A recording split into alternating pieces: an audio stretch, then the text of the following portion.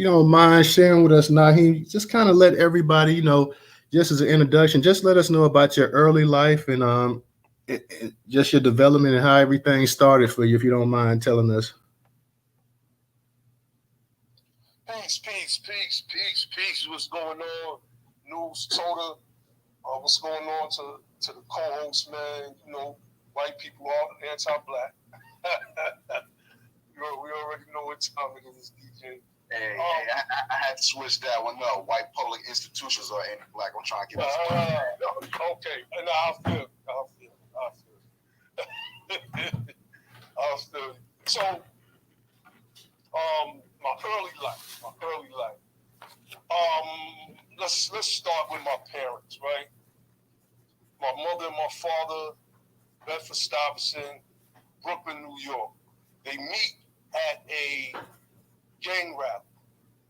For those of you who are familiar with the movie, The Education of Sonny Carson, a lot of people are not familiar with that movie. It's a classic. Because it gives you a look inside the early Brooklyn gangs. And for those of you familiar with Ghost, I think that's Ghostface Purple Tape. He uses skits on his album from that movie. And this is where my mother and my father met. My father was the third in command of the Brooklyn Hellcats, and my mother was second in command of the Female Outlaws. The Outlaws was Sonny Carson's gang before he became an activist and he changed his life around basically. But in early Bedford Stuyvesant, Sonny Carson was the man. And if you ever watch that movie, you can pull it up on YouTube right now. The Education of Sonny Carson, you're going to see a scene where they have these gang rallies, and you have the sisters, they doing the chant, everywhere we go, people want to know who we are, so we tell. Like this, that used to be a modified, or the Brooklyn gangs modified that chant for their thing, and you'll hear that in that movie. And that's how my mother and my father met. They weren't in the movie because of a beef that was going on with the Hellcats, and I'm not sure if it was one of the other rival gangs. My pops told me the story. I can't remember all of the details, but my mother was supposed to be in the movie because she was a female outlaw, and my mom's she was gangster. She was one of the baddest chicks in Bedford Stuyvesant, nice with the hands and all that. So, my father tells the story of how he got his hat snatched off his head, and he turned around and looked like, what the? And it was my mom. And, that led to me. And I come into in this world, right? 1973. I'm an OG. And I've been able to experience every decade from that moment and watch us grow and transform, and in many cases watch us regress as well. But having that background, especially when the gangs mostly turned into five percenters, I think eventually all of them turned into five percenters. For those who are not familiar with the five percenters, that's a branch that broke off, a branch of Islam, if you will, that broke off from the Nation of Islam in the same way that the Nation of Islam broke off from the Moorish Science Temple of America.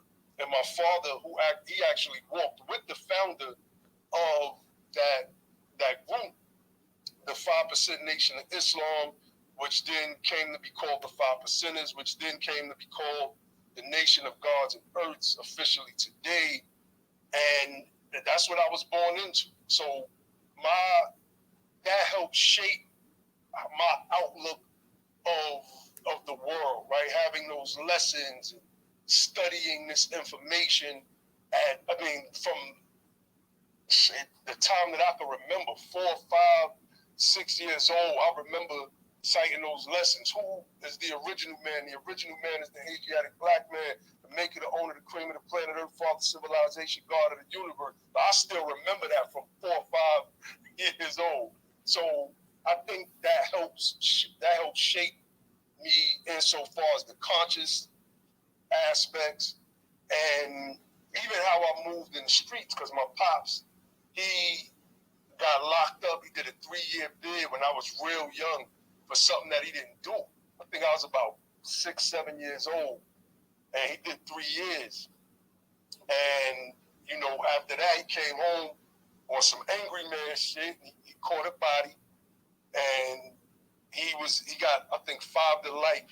But he came home at 8.5 years because he did so much organizing inside the prison. He was the president of the NAACP inside the prison. I mean, he was bringing rap groups, Run DMC, et cetera, et cetera. So, you know, I kind of have that in my background, and that helped shape sort of where I'm at. I don't want to say sort of, that shaped where I'm at today, to whereas I chose a particular path that led me here. Okay, for everybody coming up in the space, we just gonna do a quick Q&A with Nyhiem, and once we're done, then you guys can go ahead and ask him some questions as well too. So we're not gonna do the Q&A long. I know you guys may want to ask him some questions, so we'll go ahead, do a quick Q&A with him, and then you guys can go ahead, request to speak, raise your hand. As always, you can come up here and get the mic. So let me go on to what I want to ask you next.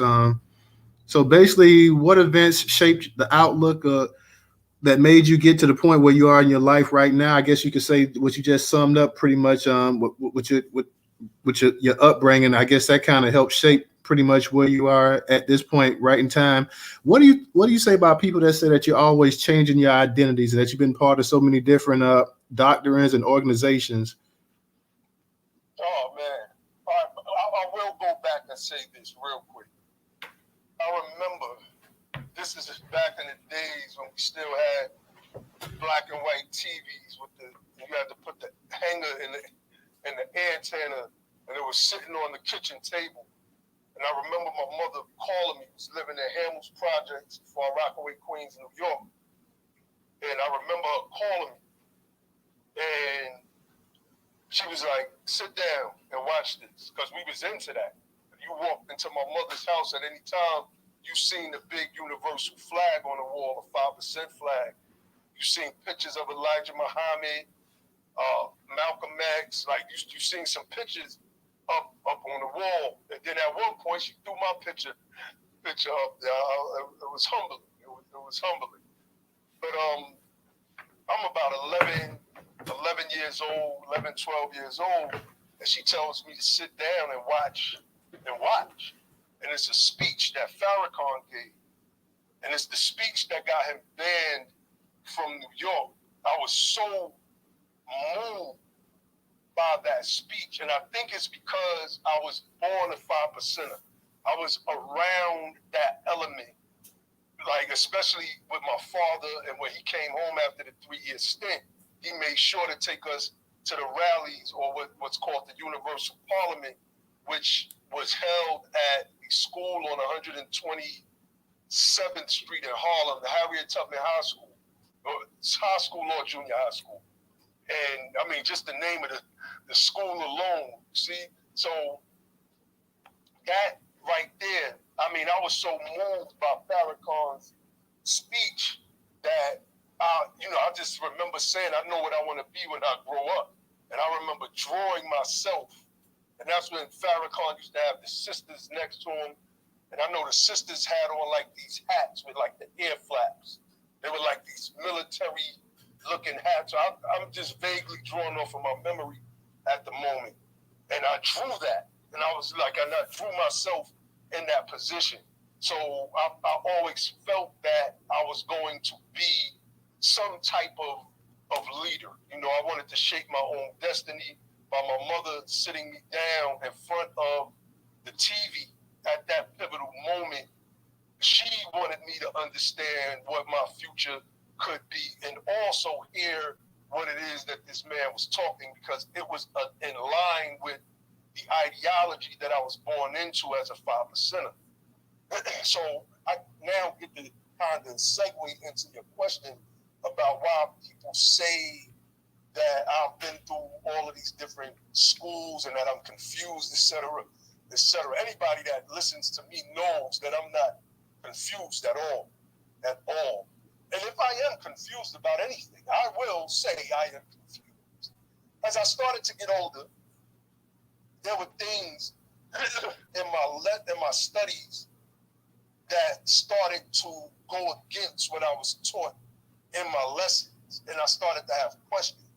My father, he's now in a, doing his 8.5 years because of the body he caught, and I'm like in the streets with the wolves. You better not front on them lessons. You better know them lessons, or she was gonna get beat down. Which, as I got older, I thought was crazy. We supposed to be gods and civilized, but if you didn't know your lessons, you got what was called universal justice. I started to pick up on these little contradictions as I got older. Any of you watched that Wu-Tang series on Hulu? There's a scene where RZA and Young Ghost and all of them walking through the projects, and the older guard was like, Prince Rakeem, peace, God. And, Ghost and them trying to get him like, yo, come on, because they know what time it was back in the day. And the older guard asked him, what's today's mathematics, God? And RZA started breaking down what today's mathematics was, because he actually studied those lessons. So, that's how it was growing up. And I just started to see some inconsistencies within that doctrine. So in that, a bunch of questions came. I mean, I got face to face with some guards at the rallies in Fort Greene Park where, it was like ready to come to blows. But I've always been that type of person that if I see something that I think is not right, I'm going to challenge it. I'm going to challenge it, and you just got to be prepared to show and prove. Don't give me no vague answers. Don't tell me, you just took that on face value, God. Young God, you took that on face value. Because as I got older, that didn't fly anymore. So then I started to just move. It's like, well, let me see what the Nation of Islam is actually teaching.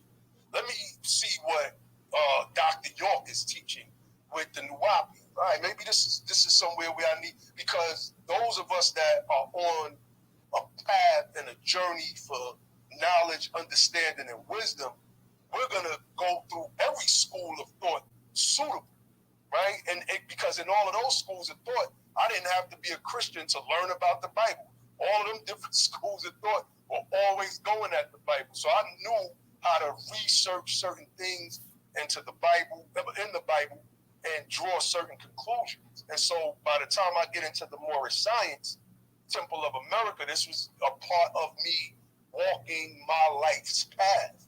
Anybody that makes fun of anybody that has been a part of several different organizations, and I've really only been part of one organization, and that's the Moorish Science Temple of America, because those other groups weren't organizations outside of the Nation of Islam, and I was never a member of the Nation of Islam.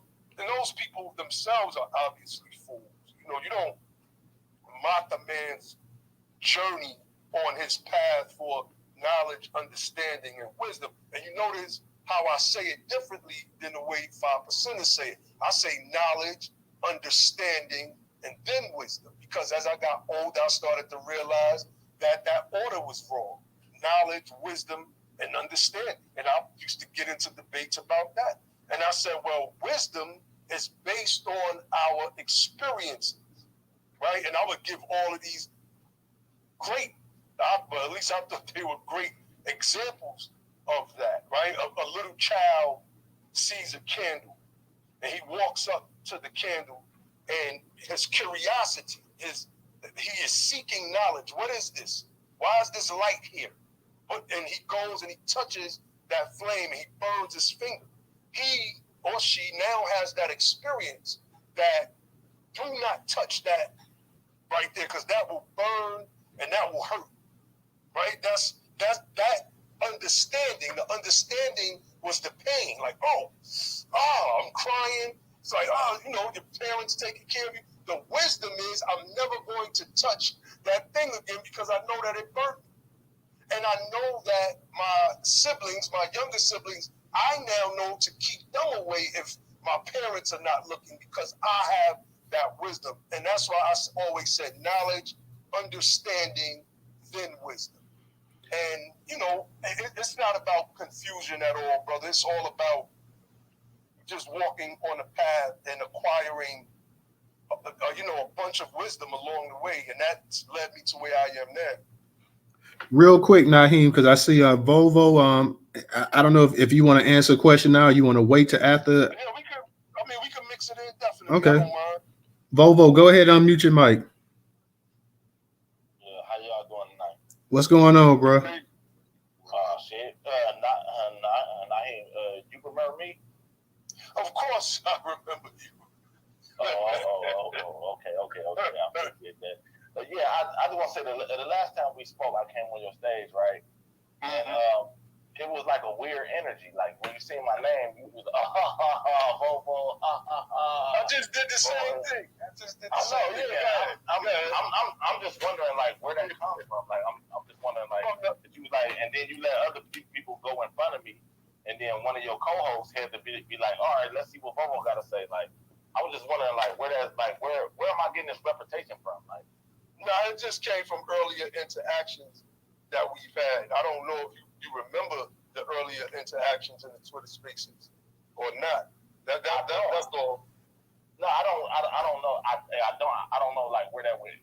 Like what did I say? Like I'm trying to fix myself as well. Like I don't know. I don't remember. I just remember the interactions and I remember the people. That's why when I seen your name, and because I didn't see the whole name, and it said not so, and I could only see VO. It wasn't until I clicked on it, so I was like, oh, not so Volvo Rants or something. I'm not Volvo Rants or something like that. Yeah, that's why.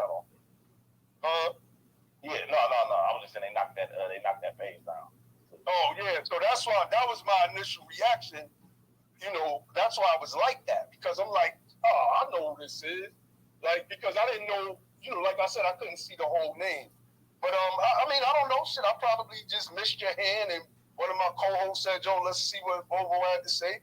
We was up there building, so when we building, a lot of times, we kind of limit who come up on the stage anyway. So, but I don't know. That could have been it. Fair enough.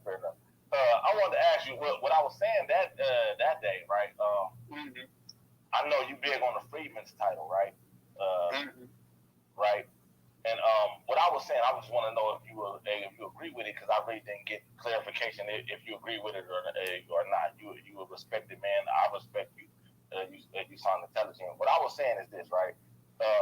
Where I get in a lot of trouble at on this app is that I try to make it as simple as possible. I try to bring clarification. I try to bring edification. I try to make it as clear as I possibly can. My thing is this, right? I do agree with the Freedman's term. You know what I mean? I agree with a lot of terms, but my thing is this. What clears everything up is if you can trace your lineage back to the 1870 census. For me, that clears everything up. That clears that stops all the talking in circles, all the babble, all the arguments in the room. That clears everything up, because that tells me that we the same people, because you was here for all of it. If you can trace your lineage back to that census.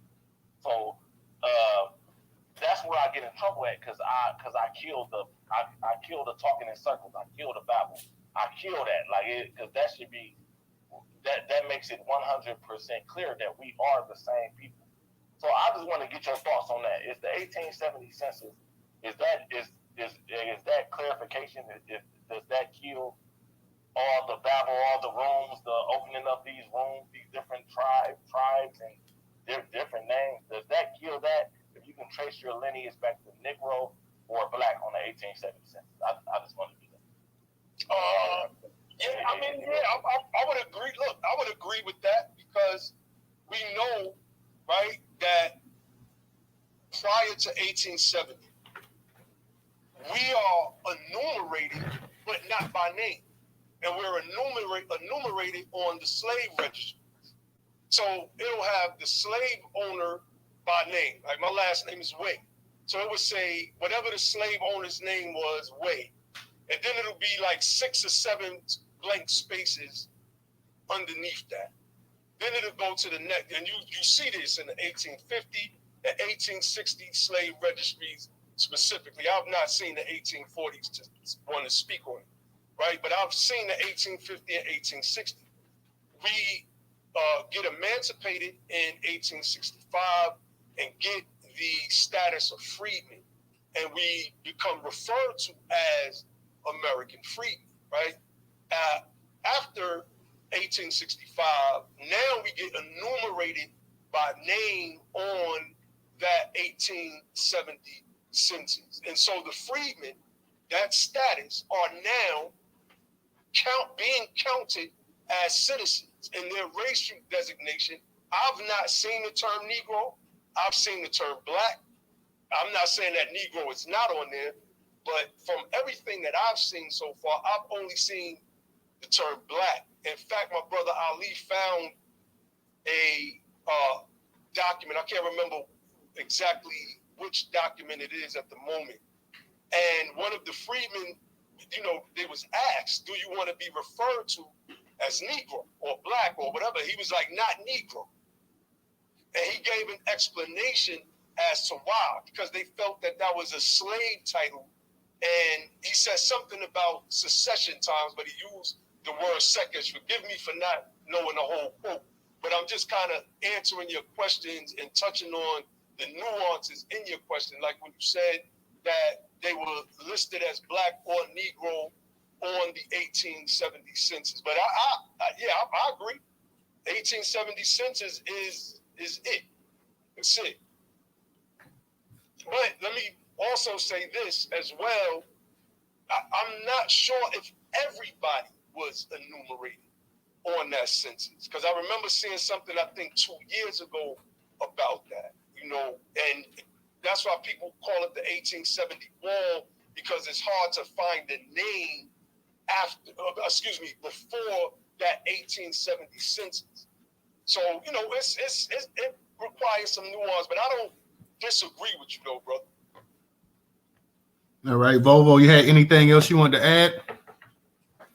No, that was it. Oh yeah, let me add it, brother. I'm not the enemy. I'm with you, my brother. I fuck with you. Okay, no doubt. I can't. I'm trying to remember what interaction we had. I just cannot remember at the moment. But I remember you because we got into it over something, and there was a couple other people in my space that you had got into it with as well. But that was a minute ago. I can't remember what it was. But that's what that energy was, though.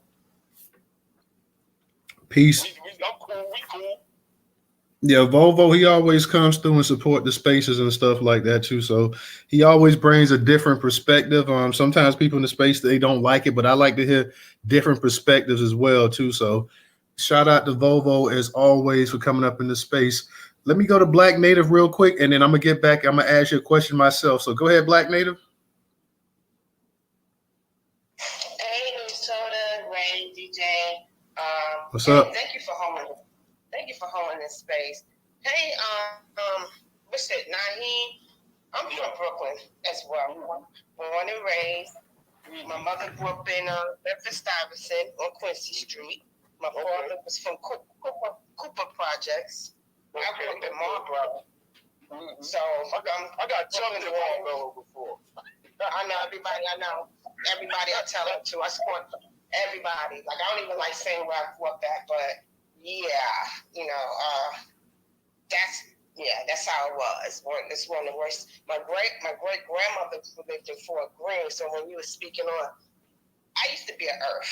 Both my parents were Black Panthers. So I grew up. I knew about the Earth, the gods and the Earths, and we kind of had similar paths.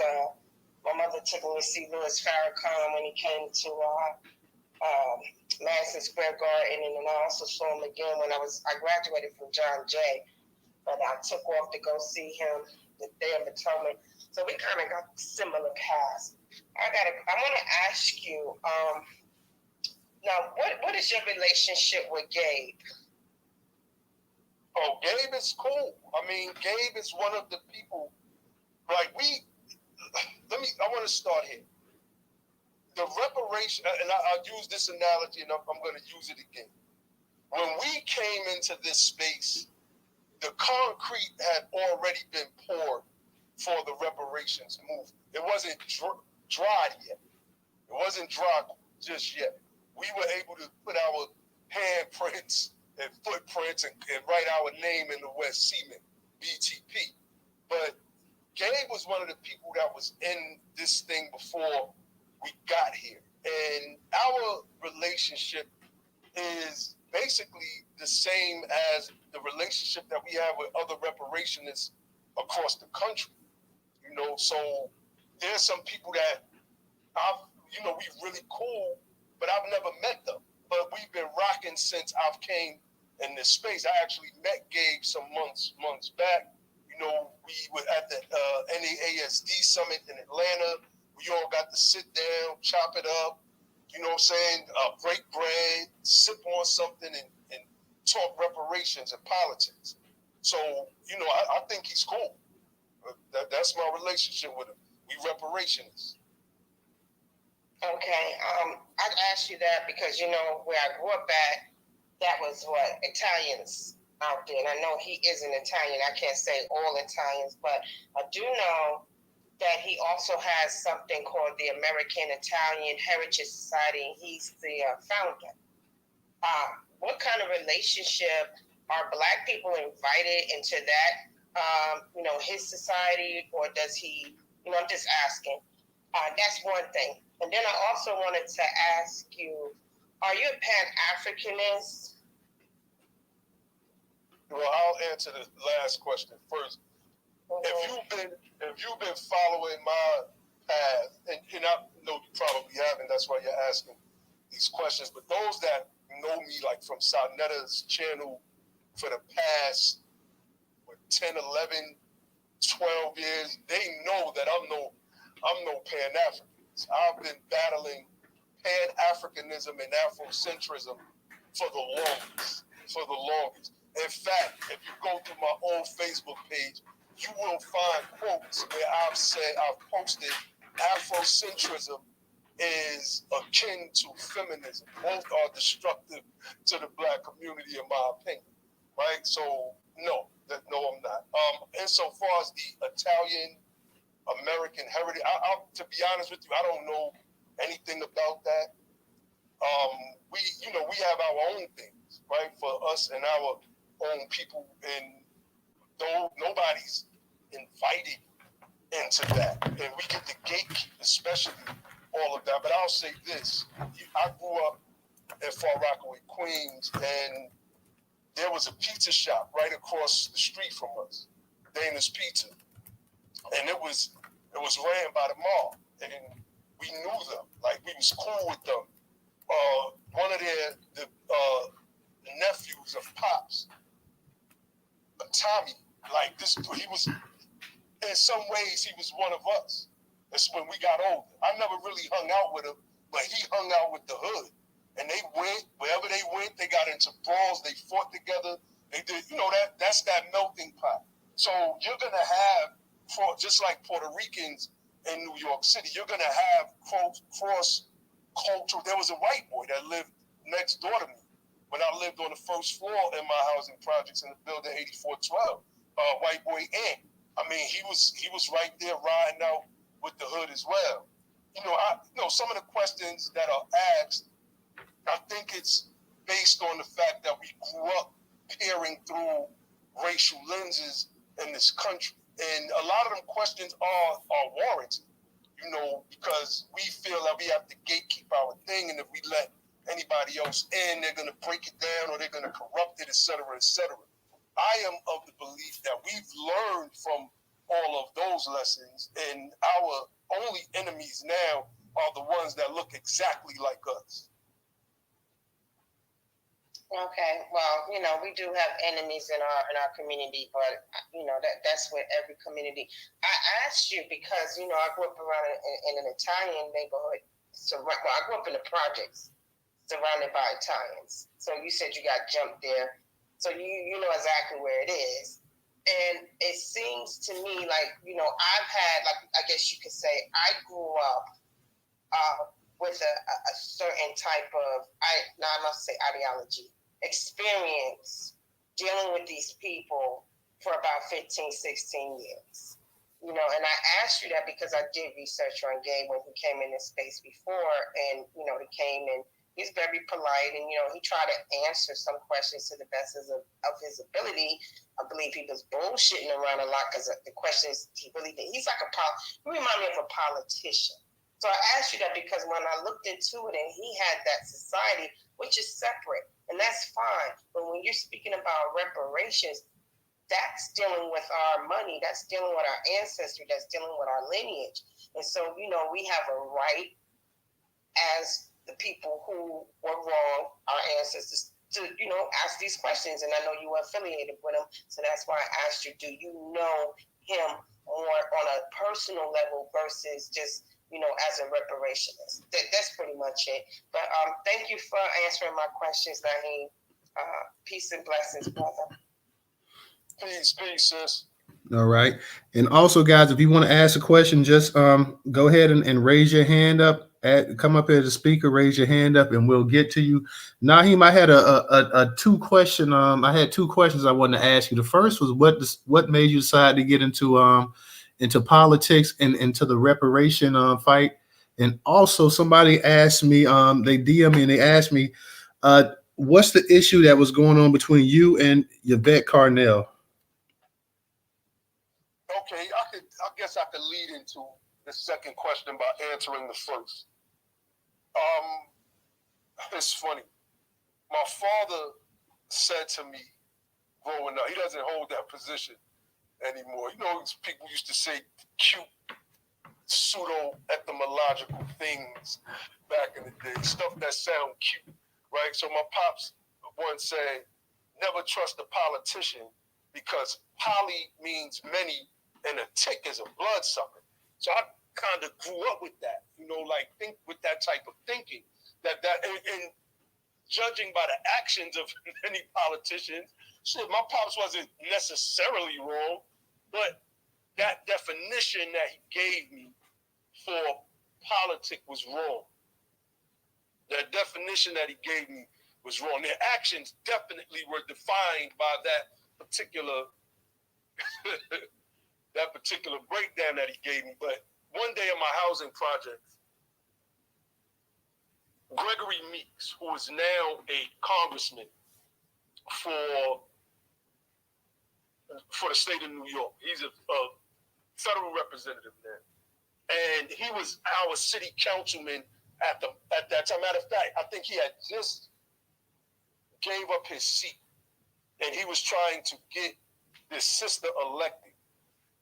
And so they would do what they always do, come around to all the housing projects and all the neighborhoods with the bullhorns on top of the cars. Vote for this one, vote for that one, yada, yada, yada. So I'm sitting on the benches with my dudes and we chopping it up, probably smoking a blunt or something. And I start going in because I see them and I start talking. I was like that dude in, what was that movie? Oh man, what's the movie? Not sure. Oh, got it. I'm thinking of the dude that was always kicking the knowledge. Is it one of the West Do the Coast right movies? thing? Do the right thing? Was it no, not do the right thing. This is one of the West Coast. Talk about it before with the Alan Payne turning. Nah. Yeah, it'll come to me. But with the exception, South Central? Was it South Central? Oh no, not South Central. what about the Eddie Murphy movie, the Congressman or something like that, where they was running around and he ran under John Johnson because it was a generic name. No, I don't remember that. But the point is, I was one of them dudes that's, there you go. Thank you, Raheem, the Minister Society. My bro just texted me. But with the exception of, I was like in the streets, though. I wasn't just one of them, sitting around kicking it and talking about we gonna get peace. I was I put a little bit of work in the streets, but I would always kick it though, because that's how I was raised. And so we're sitting at the bench, and I'll start going in. So my dude Reem was like, "You gonna say that to them if they come over?" I looked at him like, "Bro, since when you've known me to bite my tongue?" They came over there, and everything I said to my bros on the bench, I said to them once they came over there. And me and Gregory Meeks, we're going back and forth. But it wasn't contentious though. It was just like a little. It was contentious because it was a debate. It wasn't crazy though. We were just having like a little debate back and forth. And my understanding of politics at that time, it made him say to the people, the elders in my neighborhood, it's like, "Yo, I want him on my team. I want him on my." So I remember Miss Jackie, she came to me and was like, "Gregory Meeks wants you to be on his team. He's talking to he loved," because I remember, matter of fact, before he broke off, he had shook my hand and said, "I've been to many neighborhoods like this, but I've not had a conversation with anybody like I just had with you." And I shook his hand. I stood up, gave him a hood that, and I was about to go back about my business, because I had noticed like all the elders had came and they surrounded the benches. So we're sitting there, and after it was over, that was it for me. But then Miss Jackie came and she was like, "He talking about he wants you to do some work for him," and she was like, "If he not gonna pay you, tell him no." So his I don't know if it was his secretary. I can't remember what she was exactly, but she came over there, a campaign manager. I just can't remember. And she was like, "Gregory Meeks would like to, have you be a part of his team." Yada, yada, yada. I was like, "Okay, no doubt." I was like, "Well, what's the pay?" She was like, "No, volunteer. Do you volunteer? And, you get to learn." I was like, "Nah." And I only said that because Miss Jackie told me to say no. When I look back on that, I kind of regret it, because I would have gained a whole bunch more knowledge, and who knows, I probably would have advanced in life. But they say in Islam that man plans and the law plans, and the law is the best of planning. So it just wasn't meant to be. And so the political sphere, I went right back into that mode of, what poly does mean many, and these bastards are ticks and bloodsuckers of the poor. It was my advancing through the several schools of thought. And once I get to the Moorish Science Temple of America, that's when everything begins to change. Because unlike a lot of the leaders that came before us, a lot of what Noble Drew Ali said was right and exact. We found some problematic statements now, since we've fallen back from that movement. But it wasn't something that was just rooted in a whole bunch of fantastical mystery. It was actually rooted in things that was tangible and right and exact historically for the most part. And one of the things that Noble Drew Ali did, and you can look this man up. His name is Oscar DePriest. Oscar DePriest. He becomes the first freedman representative after the 1877 compromise. And in Chicago, it was one of the things that Noble Drew Ali and the Moorish Science Temple of America helped to organize. There was an alderman that they also helped get elected by the name of Louis B. Anderson. And the movement, how he patterned the movement, he said this is a national and divine movement. And the divinity part dealt with religion and Islam and whatever, the things, elements that he combined to create that religion that, people still practice till this day. But the other side was the national side, where he taught civics and American government and American history as it pertains to us politically. And that sparked something within me. That's why you go back to my videos and I got videos talk about reparations in 2011. I'm citing the Federal Directive 15 in 2010, and I put it and cited in that video in 2011. So when people talk about Yvette Carnell, right? Let's get to her now. And that whole fallout with Yvette Carnell just a few years ago was dissing reparations. I got it on my wall. I can post it in the Jumbotron. She was dissing reparations. And she said that what Ta-Nehisi Coates did in the Atlantic with that great article that he wrote called The Case for Reparations was intellectually bankrupt. These were her words just a few short years ago.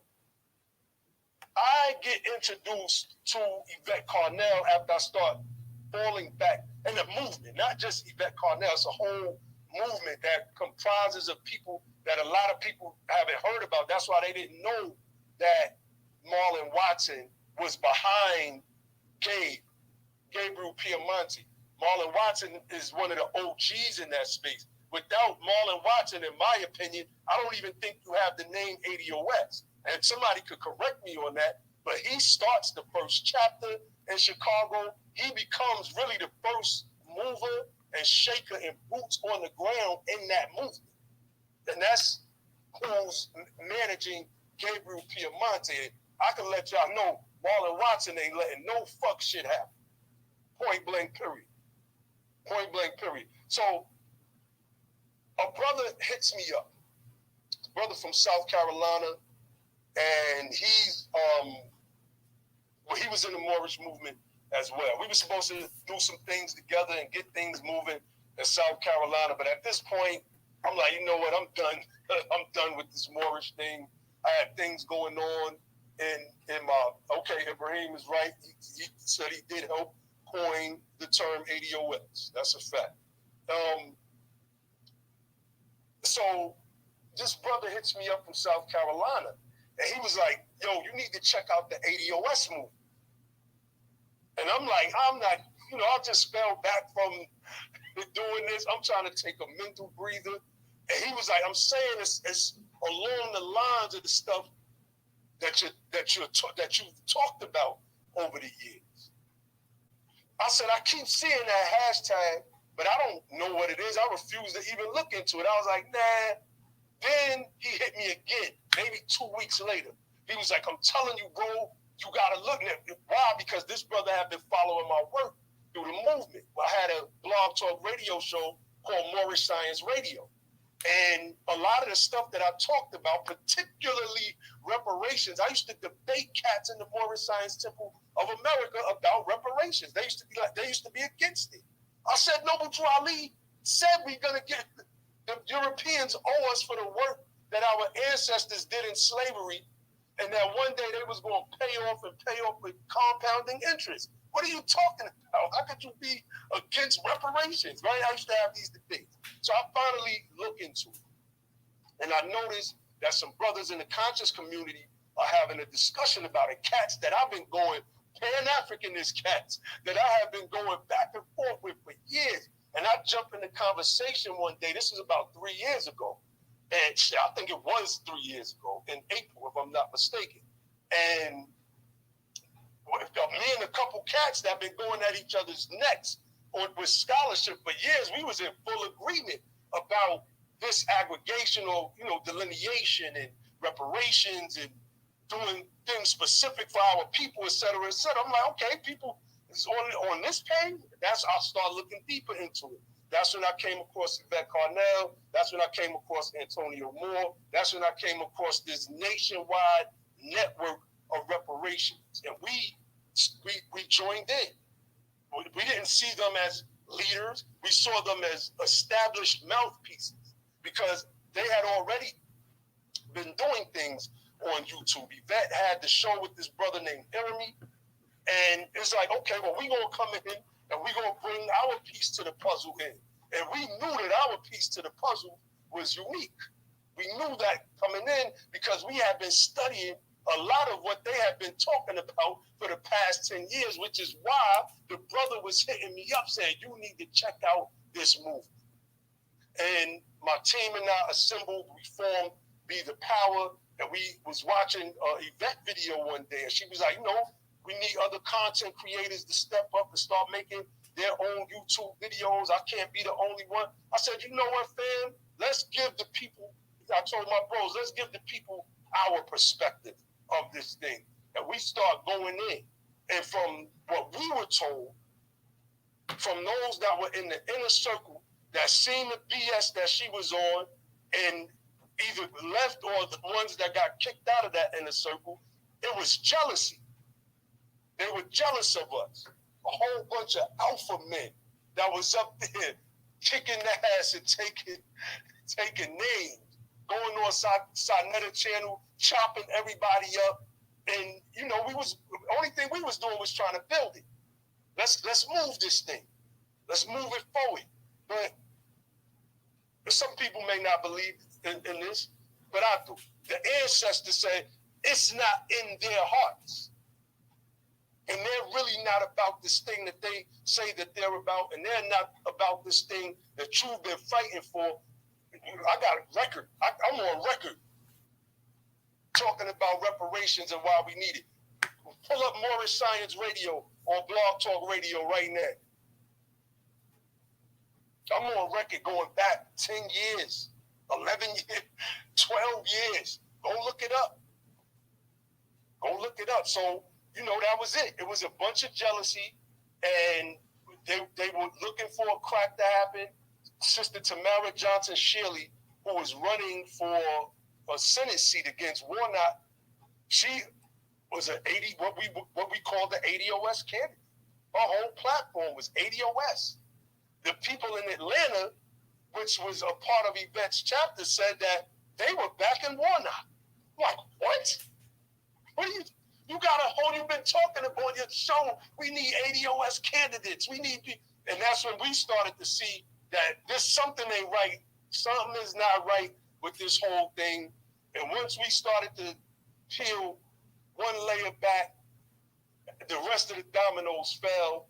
And now they're irrelevant. And BTP, we still going strong. So that's the Yvette Carnell story in a nutshell. All right. Real quick, I'm going to go ahead and Gerard and Volvo, we'll go ahead and get to you. Go ahead and unmute your mic. Okay. Okay. Can you guys hear me? Yeah, we can hear you. Okay. First and foremost, I don't really have a question to Nyhiem. I just wanted to give my brother some props and everything. I've known Nyhiem for a little while. I don't know him personally, but we've talked.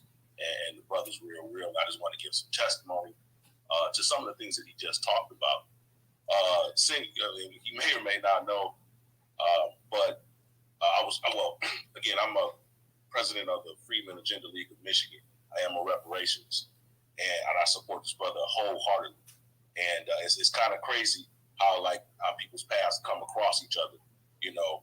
Was part of the ADOS Detroit chapter. Back, I want to say we started around 2019. It was after the conference when the Detroit chapter started, or what have you. It was some people that went to the reparations conference that Yvette and Tone had down in I want to say was it Atlanta or Louisville, Kentucky? Louisville, Kentucky. My bad. So, anyways, some of the, I won't call them founders, but two of the participants from that conference started the ADOS Detroit chapter, and once they were people who were interested in reparations, really about trying to do something cool. But we had in our chapter we had basically pretty much people who were kind of like in her inner circle versus myself and some others who ended up starting the chapter that we created, Freedmen Agenda League of Michigan, or what have you. We're really about the work and about not be beholden to any particular personalities. That's not what it's about.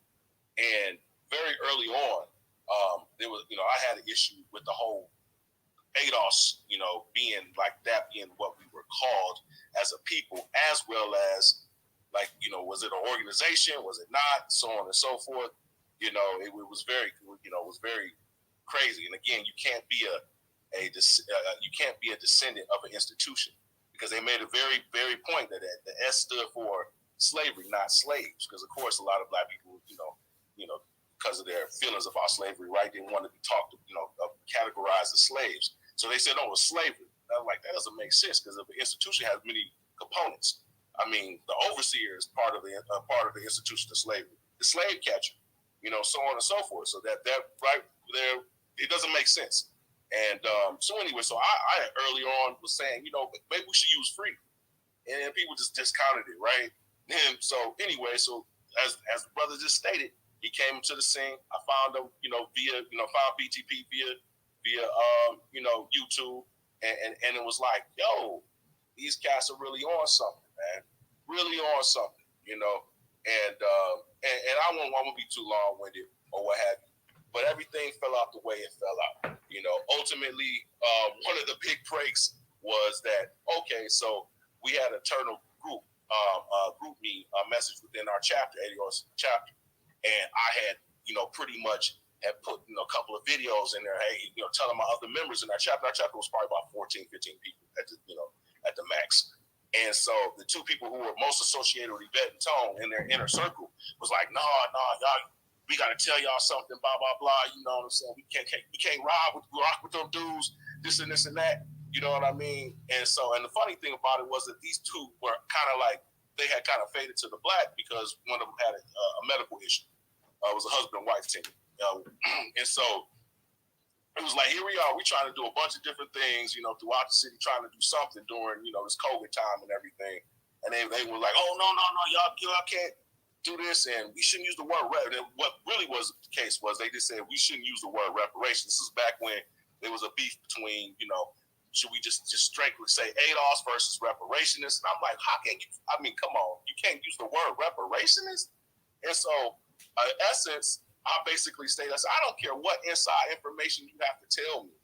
I'm not, you know what I mean? It's not going to change my mind about using the word reparations or not. And so at that point in time, those two basically said, we're separating from the rest of you all. Y'all could go y'all way. We separate. And so to make a long story short, Nyhiem, you know what I'm saying? Us following, a few of us who followed you and backed you, man, caused the whole ADOS Detroit chapter to split up. We splintered and all of this. And it was kind of crazy, man. But nonetheless, man, this brother's true. And he's definitely real and bona fide. So I'll leave it at that. Okay, real quick, Nyhiem. Oh, my bad. You was gonna say something? No, I was just saying honest, man. Honest. Okay. Real quick, y'all, check up in the Jumbotron. We have the actual Newstoter newsletter as well as a YouTube channel up there. We're growing it. We're slowly growing it. So you guys, please go ahead and continue to support us by actually joining the actual newsletter and joining the YouTube channel as well, too. We're trying to grow it and trying to get larger so we can have a larger platform so we can go ahead and we can spread the Black content, the Black news daily. So if you have not joined, anybody in the space that has not joined either the newsletter or the actual YouTube channel, all you got to do is click up in the Jumbotron. On the far right-hand side, you will actually see it. There's not much in the Jumbotron tonight, so it's easy to find. Also, if you can, support us on Cash App. $Newstoter, $Newstoter. Newstoter is the largest Black-owned, the largest Black American-owned news curation media platform today in America. Once again, that is $Newstoter, $Newstoter. If you don't have an actual Cash App, then you can do PayPal or Venmo. That's also in the Jumbotron as well, too. I want to, real quick, I'm going to get to you, Fear This One, then I'm going to get to you, Volvo. Black Native posed a question in the actual in the comments section, and she wanted me to ask you this. I don't know if you heard about this story. Real quick, let me go ahead. And she says, what do you think about what happened to Tahaka Bay, and how long has he been an activist? So I don't know if you know about Tahaka Bay and apparently coming out to Tariq Nasheed's museum, and they apparently, I don't know if Tariq slapped him or something like that. I heard about that today, but want to know what you think about that incident as well. How long has Tahaka Bay been an actual activist as well? No, how long has Nyhiem? Oh, no, Nyhiem, how long have you been an activist? I'm sorry, how long have you been an activist? Okay. I don't really want to speak on it I just pray somebody is stupid enough to swing on me. That's the only thing I'll say. Give me 3 feet. I'll still go by the old street rule. Ain't nobody walking up in my space at all. And I mean that. And that's the only thing I got to say about it. Activism, man. Something happened in my hood a couple years ago. And my mother called me. I can't remember what it was. I don't know if it was a cop shooting. It was something. But everybody was up in arms and they was protesting. My mother called me. And she said, everybody yelled up to her window, Miss Homie, yo, we need Big Now out here. And that was my hood name, because people know that whenever something was going down, I was going to be the first one there. There was a cop by the name of Rivera, this racist cop, and this dude was raping men. He was raping men, the van men that drove the dollar vans in Far Rockaway, Queens, New York. I know that sounds crazy, but it's a fact. And a lot of these Jamaicans at that time, they didn't have their green cards and whatever the hell you needed to be in this country legally. And so, and there was a license you were supposed to have. I think it was a taxi license or something like that. So they didn't have these things. They was just making their money. And this racist cop, Rivera, they said, was raping them. He was like, yo, he would literally pull them over and make them drive somewhere and bend them over on some, y'all want to stay in this country or not. I know that sounds crazy, but I mean, shit, this is what we was out there for. And there was this woman, I was just thinking about this the other day because I cannot remember her name, but she used to be a staple in New York protests. Whenever there was a protest going on, you would see this particular woman. So I remember when we, I had the projects ready to go. And this was right before we started marching, as we was marching to the 100 precinct. So my organizing was a little different. So, we met with her and her people. I don't remember any details. The only thing I remember is what I told my people.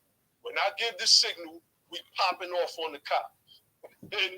And we went out there and everybody was shouting and doing their thing. And I looked at this little dude from my hood. He got killed some years back. And I did the head nod. And he took that Snapple bottle, cracked that cop in the face, and it was on and popping. So, yeah, I've been an activist for as long as I remember. I mean, my mother didn't allow us to stand during the national anthem in school. Like, that was activism. And I was proud to sit there and not say that shit. Proud. Then they called my mother up to the school one day. It's me and my sister. And they was like, look, we can't just have them just sitting down while, the rest of the students are singing the national anthem. Now, because they would also play Lift Every Voice and Sing. So I would stand up for that because they would play that after the national anthem. So I was proud to be a young black guard against whites and against the system. So I would say I've been an activist as long as I can remember. Oh, but they made a compromise with my mother. They was like, he doesn't have to say the words. He doesn't have to put his hand on his heart, but we just need him to stand up.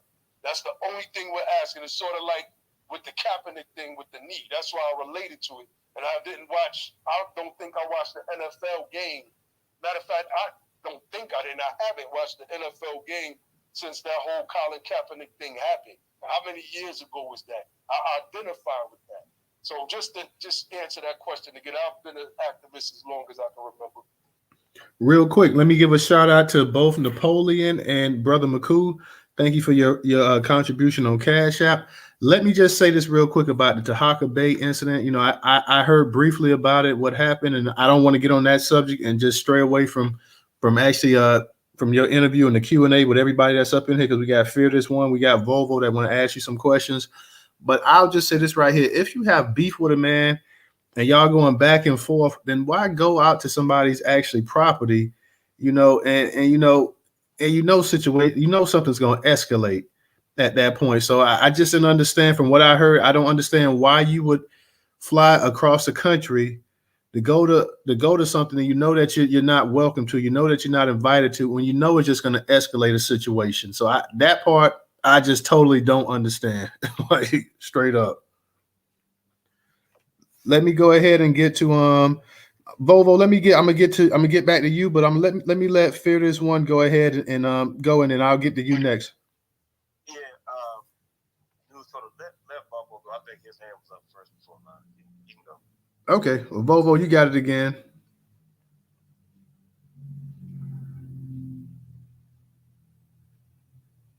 That's it, Volvo. There, Volvo, you there? The hand say to the face, y'all.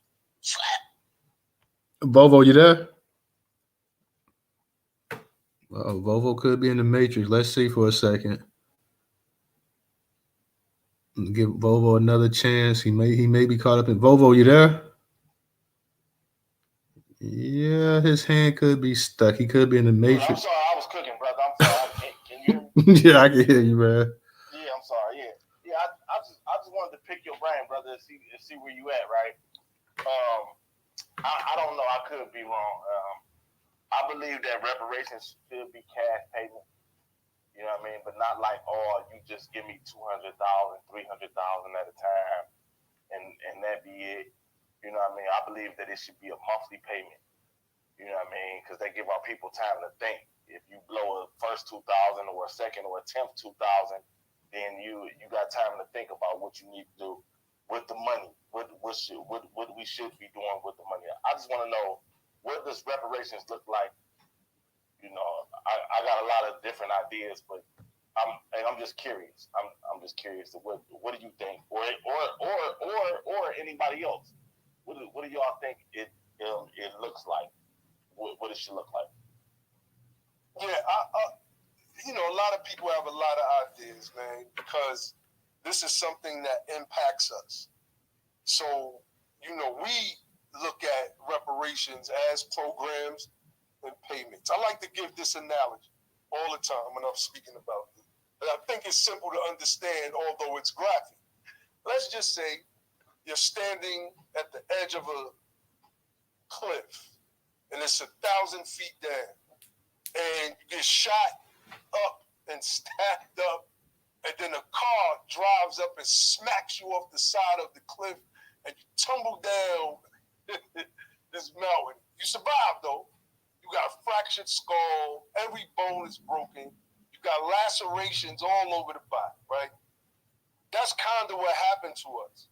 We were broken in so many different areas. So many different areas. So, some people just say cash payments. And that's a blanket way of addressing it. Just like you wouldn't take that person and pour a bucket of iodine on them, right? And then wrap them from head to toe like a mummy in gauze. You can't approach reparations with that one frame of thinking. Every harm, or if we use an analogy of the person that been shot, stabbed, bones broken, smacked off a cliff, listen, every cut, every bullet wound, every stab wound, every laceration, every broken bone, the fractured skull, the teeth that got knocked, all of these things have to be treated specifically. And that's what reparations is. It's a series of programs that includes payments and putting our American freedmen families and communities back together, which will eventually empower them. So now we own the stores in the neighborhood, right? We can put our money into the local businesses so that we can start building equity and start rebuilding mom and pop businesses. This is a bunch of different ways that reparations can repair us. I just want us to not look at it in one way. Our damage is different than other people that may have just received money or that may have just received land. We have to get all of of those things. Our repair has to be full based on all of the harms, excuse me, that have happened to us. So that's how, I mean, I could give a deeper breakdown, but I like to go there with that analogy. We have a whole bunch of different harms that could be viewed as shot wounds, or gunshot wounds rather, lacerations, stab wounds, broken bones, fractured skull, missing, knocked out teeth, etc. And we have to have programs that repair each and every one of those things, and that includes putting cash in our hand. The quicker the cash hits our hands, the quicker the bones in our hands will heal. So that's the way I look at it. All right. Real quick, let's go to Fear. Fear, you ready to speak right now? Yeah, we good. Yeah. What's going on, man? What's up? Peace to the co-hosts, hosts, and the shout out to the brother Nyhiem. I just want to say, for the past 3 years, a lot of our paths have crossed as far as the conscious community, different schools of thought that we've been through. And it's good to see that we've all had that common ground of, just wanting to study and figure out things and figure out what is our purpose, what is our why. And, it led us to this point where, we're in this freedom space, which is basically a reparation space. And more so like this way, it helps you to see how you can be very instrumental in talking to people on the street. And I do that a lot. Just having just simple discussions. And it helps to see that you're not just somebody that's closet hiding around on some app. We out here in the cold, rain, parking lots, Walmarts, which we're able to do things that people just don't normally do, or from the different hashtag movements. Because of course, you can't be a student of an institution. You can't be a descendant of an institution. You can't be a descendant of a college or a high school. You may have went to that high school or that college, but you can't be a descendant. And why keep calling yourself a descendant of slave? And I think I put this up on my wall about how the golden gospel singers said, "Before I become a slave, I'll be buried in my grave and go home to my Lord and be free." That's basically a song that tells you about how you're not going to belittle yourself to being a slave. You're not going to do that. You have elevated yourself to the sublime level of that status. And we have to understand that status deals with reparations. So I'm just glad to get this shout out, and just glad to be a part of big monumental things out there. I see that's still on this verge of going up. So it's gonna be some good stuff coming out. Real quick, Nyhiem, I wanted to ask you something. What do you say to the people that says that they say that you're not black, that you're more, and you shouldn't speak on Black American issues? People, look, man, I've done whole videos on this stuff, right? And the people that are saying that, they went back and watched those videos. So what they want to do is they stick, nobody's black. Like, let's get really, really technical. Black is a term that we've accepted because it was a term that was given to us. You can look at your skin right now. I urge everybody to look at your skin and then tell me what color it is. And you're going to say, my skin is brown, or some lighter version of brown, depending on how melanin rich your skin is. You might say it's tannish, or what we would call light skin. But nobody's black. And that's what I mean. So them people that's saying that, they know what I'm talking about. They just they can't defeat any of the information. And so they have to, I say nobody is white all the time. No one's white. They don't have no problem with that. Why? Because it's not beneficial to their obstruction and them being haters, et cetera, et cetera. And them people are not white.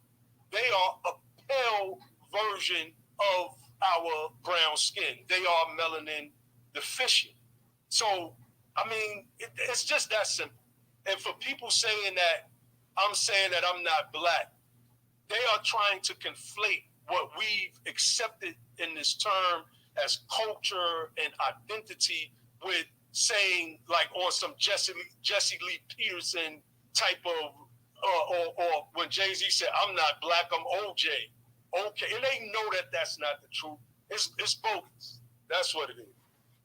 That's what it is. It's bogus. That's what I say to All right, Volvo, he's got his hand back up. And anybody else, like I said, that wants to ask a question to Nyhiem, he's open to the questions tonight, guys. So if you want to come up here and you want to question him and ask him anything, then come on up to the microphone, request the microphone, and we'll go ahead and we'll allow you to ask him a question.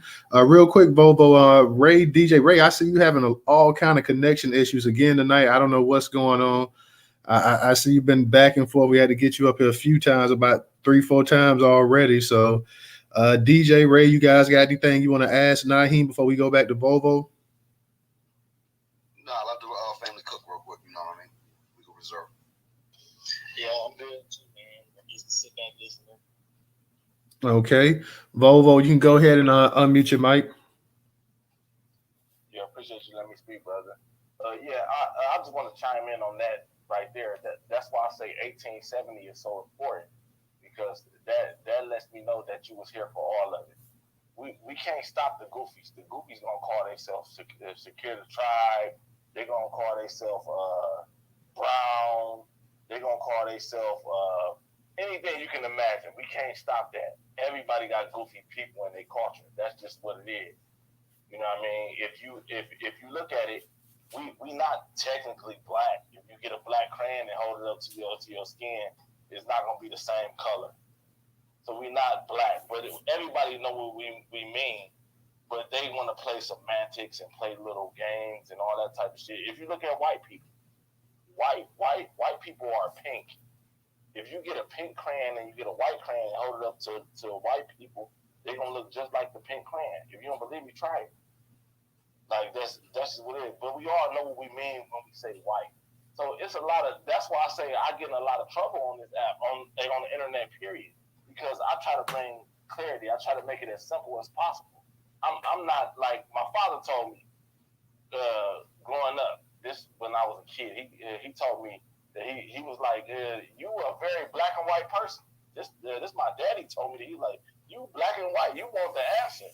Yeah, I just try to get the answer. So you know, when a lot of times when we online, people don't want the answer. They just want to sit around and listen to the argument and be entertained and just argue back and forth and kill time and waste time. I'm not really interested in that. Like I like to get the answer so that way I know my next move. You know, that's just where I'm at with it. You know what I mean? So like that's why I say like no matter what we call ourselves, or no matter what you call yourself, you can identify as anything. You know, we live in a world now where where we gotta respect your feelings. You know, where we live in a world now to where a man can put on a wig and a dress and some lipstick and say he's a woman, and you gotta respect him as a woman by law. So that tells me that it's really ridiculous out here. It's a free for all. But the 1870 census, that's something that's clear. That's clear. That tells me that you were here for all of it. Everything, the good, the bad, and the ugly of Black America. That's what that tells me that you were here for. Now, if you went off and became a goofy and started talking about you some type of Native American that you some type of Black Native American that doesn't have any slavery in their ancestry and or you some type of I don't know, these people saying anything. That just tells me that you were goofy. You still my people. If you can trace your lineage back to that census, you know what I mean? That's clear, that's cut, and that kills the argument. You know what I mean? That's paperwork that anybody can see. When you like when I posted my paperwork, you know, that's something that I'm posting that you can see. All y'all strangers to me. We can act like we all friends and we know each other and we've been knowing each other, but we all strangers. I've never shook any of y'all hand. I never broke bread with any of y'all. But you can take my paperwork I posted. You can look it up for yourself. I'm on the 1870 census like 16, 17 times, almost 20 times. I'm talking about not my uncle, not a similar last name, or not my family was in the area. I'm talking about the people that I come from their loins. So that's where I'm at with it, bro. Like, if you can't trace your bloodline back to the 1870 census, I don't care what you call yourself. I really don't care. I really don't. Like, you call yourself whatever. You know what I mean? But if you can't trace your lineage back to the 1870 census on paper, then we not the same people. That's just where I'm at with it. I just wanted to put that in the air. All right. Real quick, Nyhiem, I wanted to ask you, I'm going to get to you, Gerard and DJ. I see you got your hand up as well, too. So, DJ, I know you probably want to say something. But real quick, Nyhiem, I know about a week or so ago, we were going to do a space, and then I know you were getting ready to deactivate your account, and then you decided to keep your account on. Can you just just let us know the reasoning you had about at one time actually deactivating your account here on Twitter, and what made you change your mind to actually keep your account on? It wasn't the trolls. And I did a space speaking about this. Everybody was like, you let the trolls? Man, you think I would let these people move me? These people could never move me off my square. It was, and I'm not going to detail what it was in this space, but it was more some inside shit. Like, it's things that kind of culminated for the past 2 years, especially since this Friedman terminology started becoming popular. So, it was more inside stuff that just made me just want to fall back, because I see people like Yvette Carnell, right, and ADOS, they're pushing in the OMB right now to try to have ADOS as the name that represents our people as an ethnic group, American descendants of slavery. And my thing has always been that we should coordinate, all of us, that we should, hash out the things that we need to hash out and be on accord. And you got some people that's just they're not really on it like that. They're not. And that's why a lot of the fallouts that have happened over the past year with the people that call themselves reparationists between myself and my team, that's why a lot of that has happened. Some of the people came in the space hate. And they just came right into space. 4 men? 5 men? I'm hating. And these were sisters.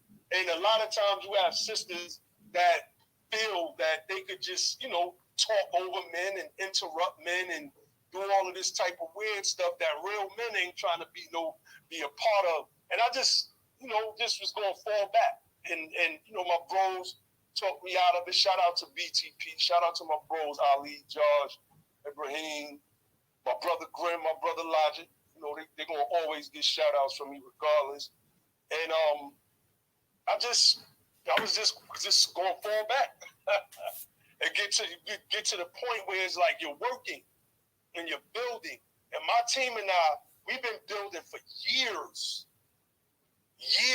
I'm talking about, everybody could come to their level of understanding, and we don't knock anybody for that. And some people do it because they feel that they've come to this level of understanding, and I respect that. But then there's other people that's doing stuff that's intentional. And I spoke to that in my space, and I was like, this shit is intentional. It's like, it's undermining. And so that's what it was. But it ain't have nothing to do with no trolls or no security tribe pretendians or the death threats that I received. That dudes is like, they dumb. They posted on live on Twitter. Yeah, I saw that the other week that you had received a death threat from an individual or something like that, and I believe that he didn't he go ahead and didn't he deactivate his account as well too after people started reporting it? I think, or either Twitter suspended it. I'm not sure. My thing is, there was people that reported it. There was people that tagged the FBI, you know, and we know who it is. We know exactly who it is. We know who it is. But my thing is, it's like I went in the secure the tribe space last week because they were saying that the person wasn't with them. I'm like, okay, well, you know, they was like, how you gonna put that jacket on us? I'm like, this dude rocks with y'all. He rocks with y'all. Well, we don't know this individual. We never seen this profile before. And I said, I've listened in on y'all spaces where people were saying, and I got the clips of people saying, yo, if I see Nyhiem, I'm going to do this. If I see Nyhiem, I'm going to do that. I'm like, really? Oh, I can't wait for us to see each other then. That's how I'm on it. And ain't nobody swinging on me. Ain't no backing up. We ain't doing none of that. We going to see if all this knuckle checkery that I'll be practicing is going to pay off, and that I've been practicing all my life in real time going to pay off. Ain't nobody, I'm not, either way, I'm prepared. It's just as simple as that. If I'm in an open carry state, either way, I'm prepared. So, I mean, that's what it is, man. It's a part of what Nas calls it the King's disease. And I'm just one of them people that suffer from that King's disease. And it is what it is. Some people are going to love you and some people going to hate you. And let me speak to the love real quick. Because I woke up after I made them posts. I woke up the next morning. I had so many messages from so many people. And that's when I realized, I was like, damn, people like really love me. And they love my team. And, you know, when you're doing the work and you're not seeking praise and the adulation of the crowd because you're serious about getting us across the finish line. You ain't got time to look at everybody that's, you know, necessarily showing you love, and you really ain't got time to look at everybody that's hating. That's why I blocked all the haters. I just blocked all of them. And you just keep going. But when I woke up to those messages and then I talked with my bros, I was like, you know what, man, I'm going to keep going. But yeah, and everybody gets to that point where they feel like, you know, it's as leaders. And I look at myself as a leader in this space. I don't run from that title. My brothers are leaders, and we got sisters in this space that are leaders as well. And I always shout and honor them because it takes leadership to do what we're doing right now. We are trying to reshape the rest of our progeny's history in this moment right now. This what people have absolutely no idea. There's things that I'm doing that I don't tell nobody about outside of BTP and the people that's close and a part of my organization. Put my head down and work. And the results are going to pay off. And just real quick to go back to the point I was saying about me and my bros, we've been building me and Ali been building since 2009.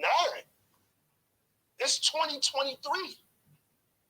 Some of the sharpest brothers, like I said, I don't think you could put another 5 brothers together like my team. I'm sorry. I just don't. A couple people, fell back. Some had to fall back, et cetera, et cetera. It is what it is. Life happens. But what we've done and brought to this space and our understanding, we're not bragging or boasting on it, but shit, we're going to tout it. We are going to tout it because we help. And this isn't just me saying this. This is people that was in this space before me and my team came in. We helped keep this reparations movement alive after Yvette Carnell and them went underground. This is what those people, the OGs in this movement, have said to me personally. God, with the Freedman thing, the brother brought up reparationists. This was another term that we helped coin, meaning we helped popularize it. We didn't invent the name.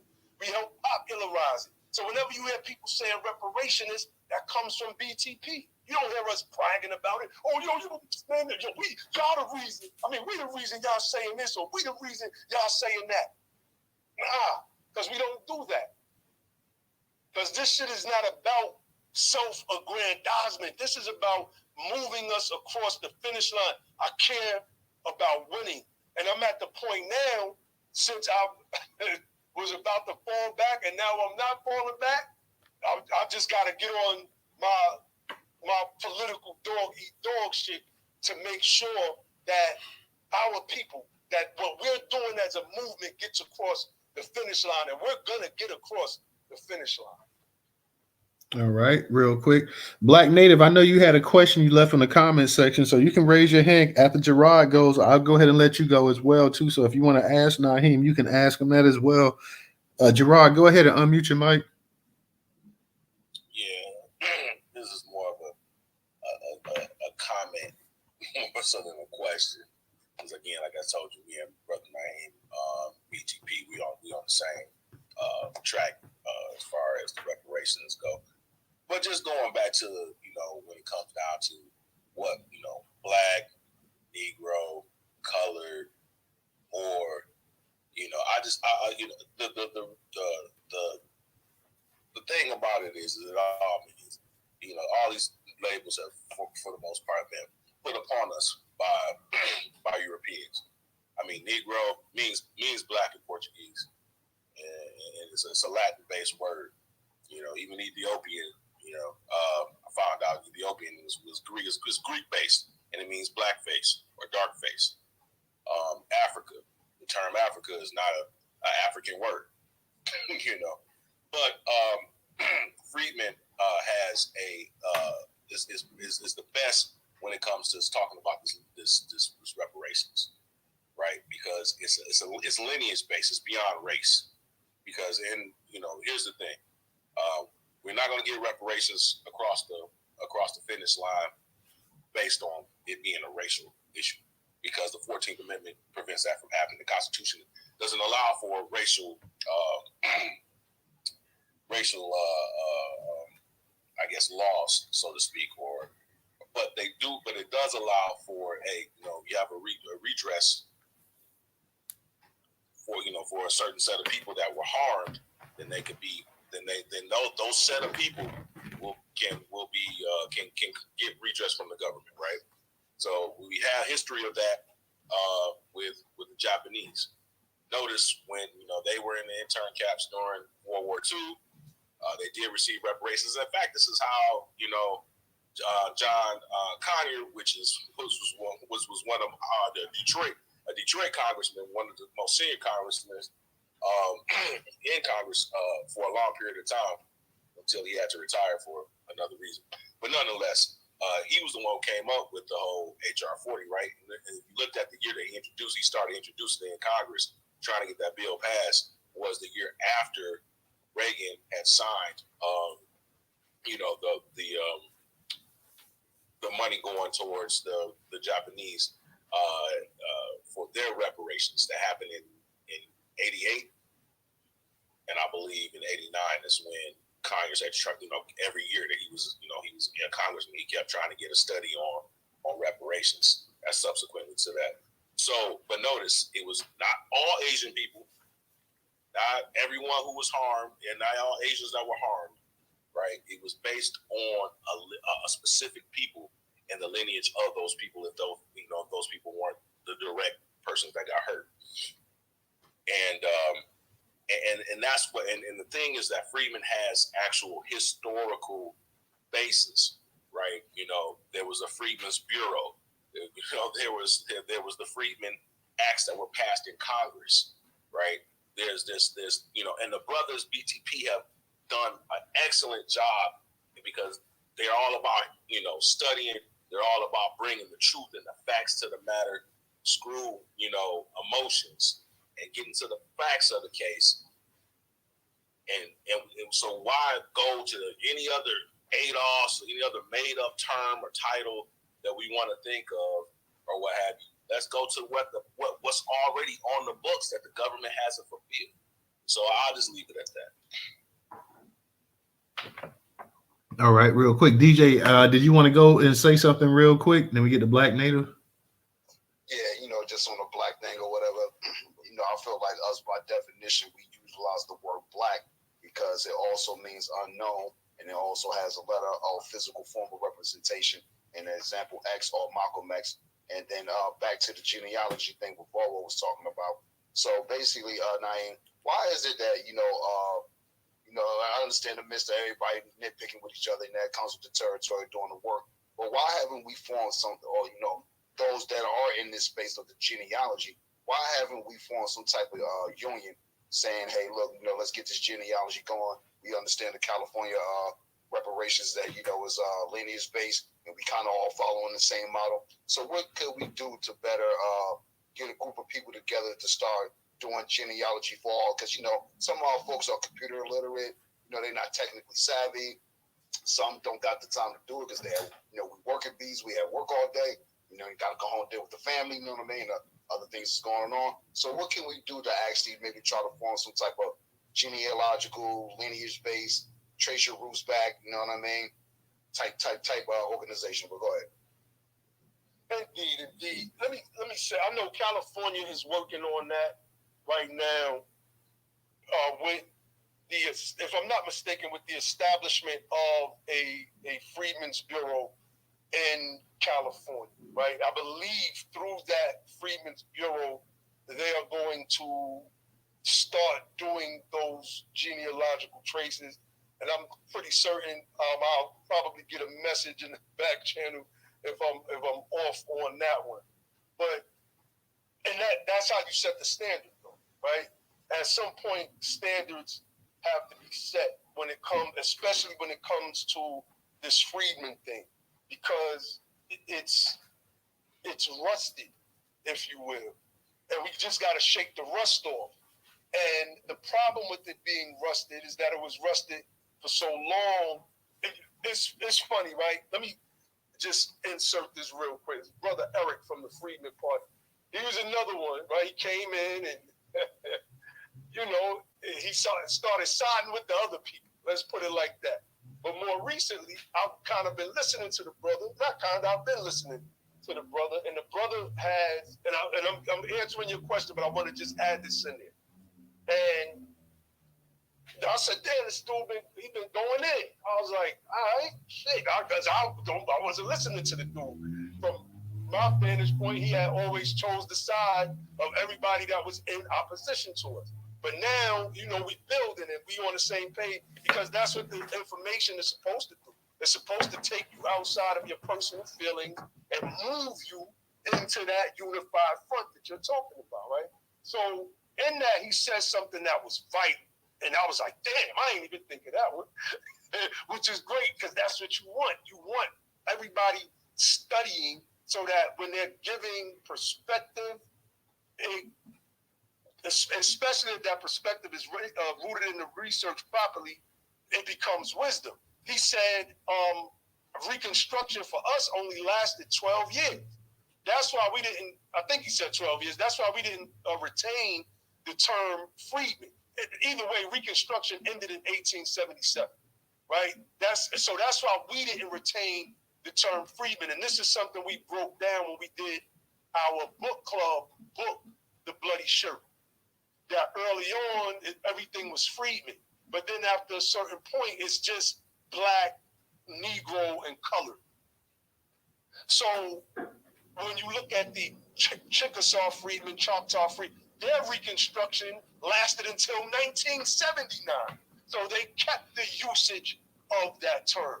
They know their bloodline and their lineage because they understood it. They know exactly who they were as slaves to the 5 slave holding tribes. So for us now, it's about shaking that rust off. And you shake that rust off in a strategic way that's why we set up the United Sons and Daughters of Freedmen. That was one of the things that we wanted to do, pre-reparations work. And that's what we're doing right now. And that's one of the things that we wanted to do with our organization, actually hire professional genealogists so that we can start this process. But as the process is evolving, because things have to evolve, some people kind of get stuck in one spot and can't elevate past that, then you get an understanding like, you know what, it would be better if the Freedmen's Bureaus, that we could establish in these places on a state level or federally, actually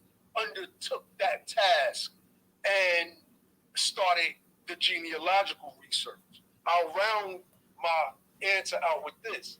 My brother Ali always brings up this quote by MLK, speaking about the creative minority that always seems to get things done, right?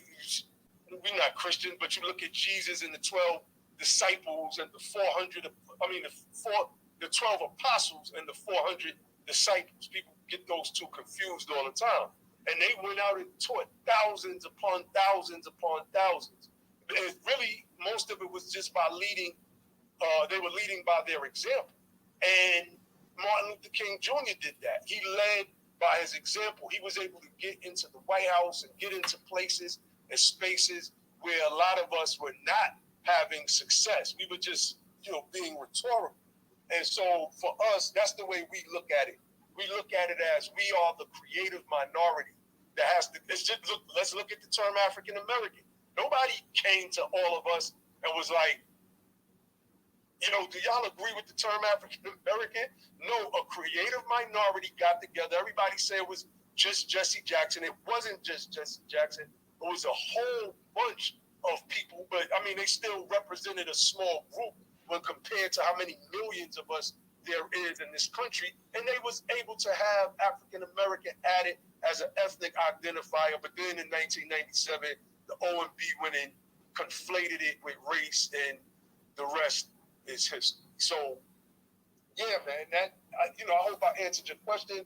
Is the Freedmen's Bureau would have that capability. I would still urge genealogists and individuals to do it. I'm not taking it off the table with our organization because I'm in the state of Georgia where they're not going to do no reparations on a statewide level. We have a fight on our hands, right? And we would have to take the state over, which is a whole nother part of our plan that I could probably get into later. All right. We have a quick question from our Black Native Nyhiem. We're not going to keep you too much longer, man. I know you probably had a long day, so generally like to try to keep these spaces 2 to 3 hours long. So I'm not going to keep you much longer. We'll go ahead and get a couple more questions in, and then we're going to go ahead and close this space out for the night. Black Native, go ahead and ask your question, but real quick. But go ahead and ask your question real quick, Black Native. Yeah, thank you, Newstoter. You said Nyhiem, you said you suffer from King's disease. Well, you heard the saying, heavy is he that wears the crown. So I want to know, the question was, why do you think there's so much pushback from our people who are, Black American, ADOS, freedmen, Negroes? Why is there so much pushback just to all of us to just get on one accord if this is what it takes for us to at least, reach Congress or what have you with the reparations? And do you think that there's a lot of acts involved in this because, everybody is trying to, have their own stance and be oppositionists? When really, to be honest with you, we all know what we are. We all know that our people came from slavery. This is, to me, it seems like the white government is making this harder. And they say we can't use race. But the Jewish community consider themselves a specific race. They don't consider themselves average white people, even though we all know they are. And they get reparations. Japanese people, isn't that a race? Asia is a race, but it's specific. So we belong to, the Black race. I think they kind of understand who we are. They know who we are.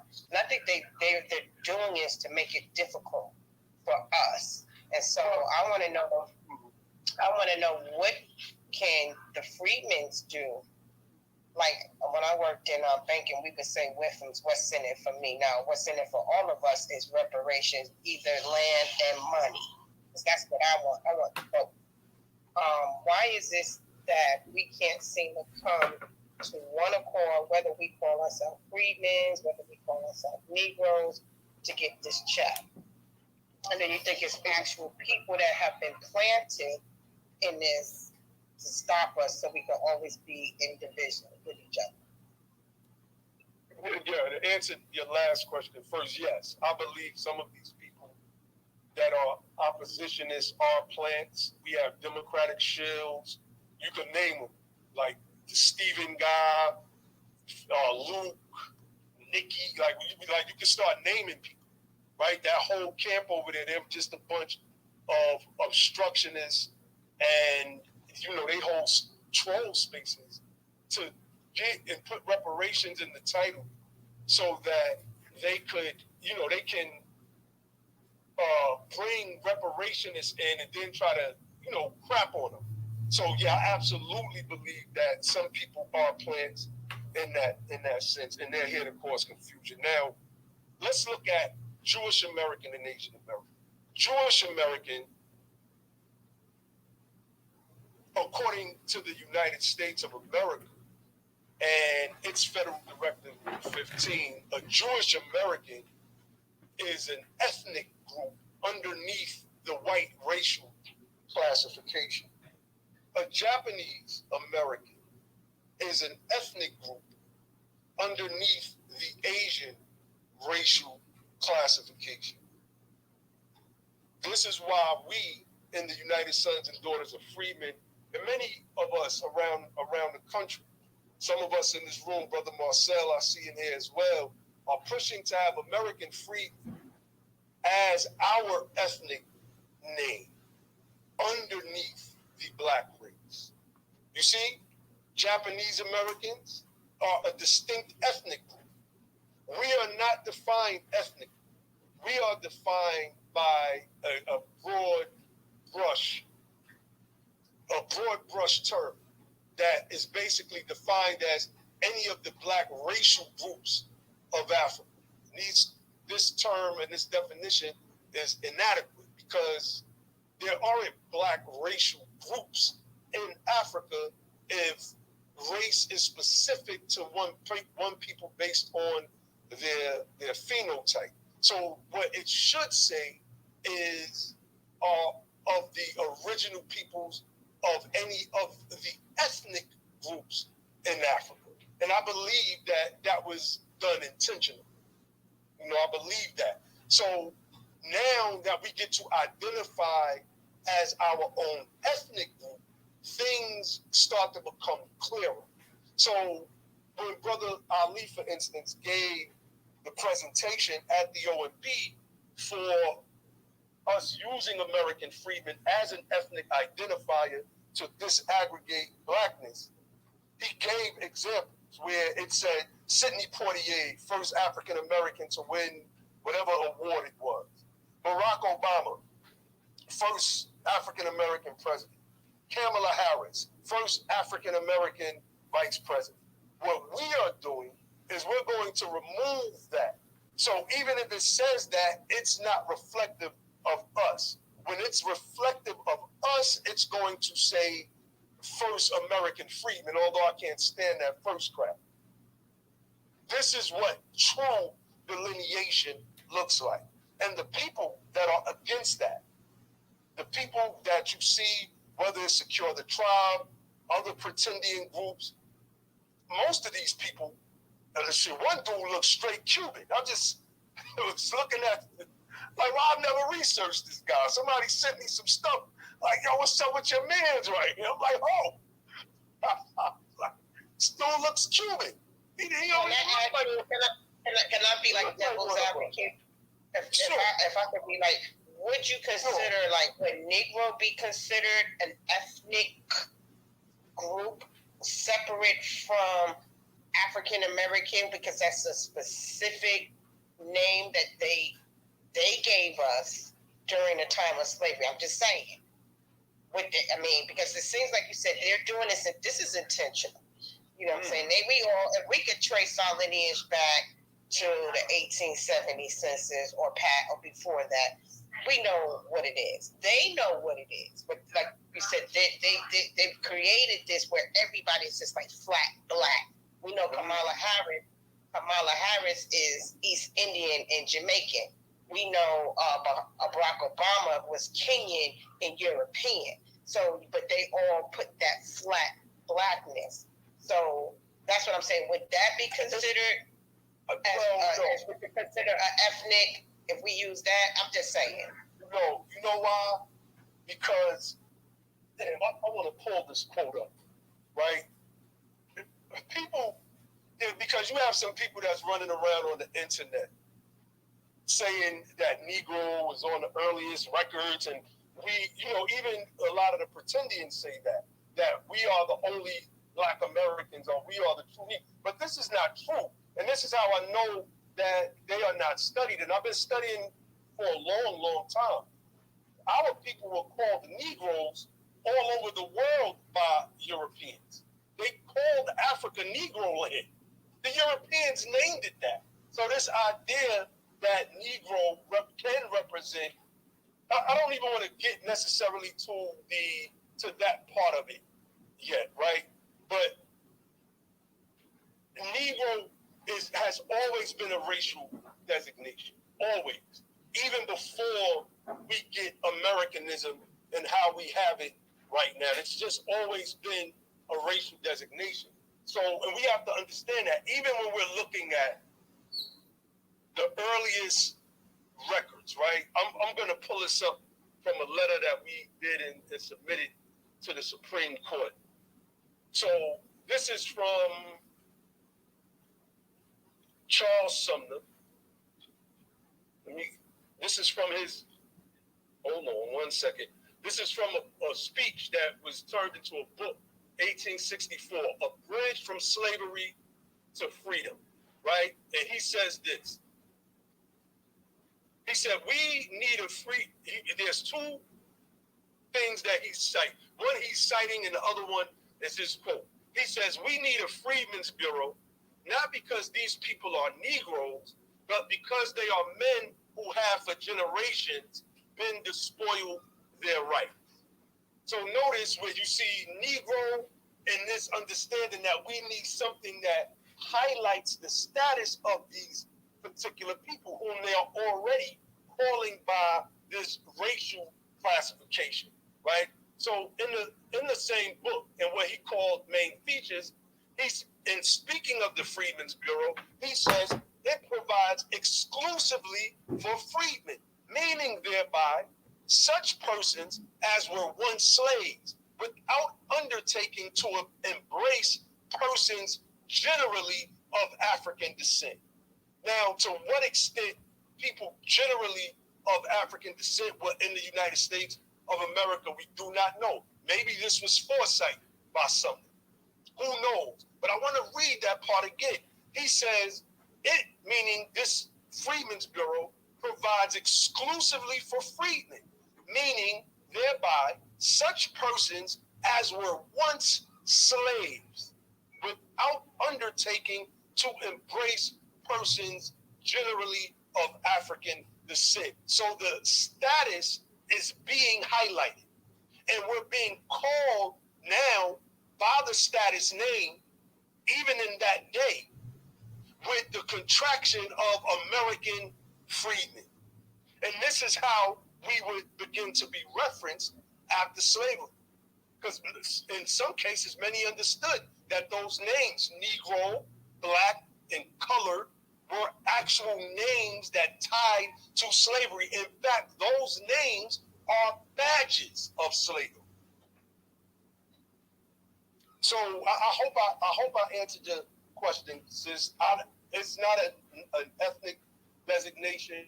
It's always been a racial designation going back to like the 1300s, if my memory serves me correctly. All right. You did. Thank you.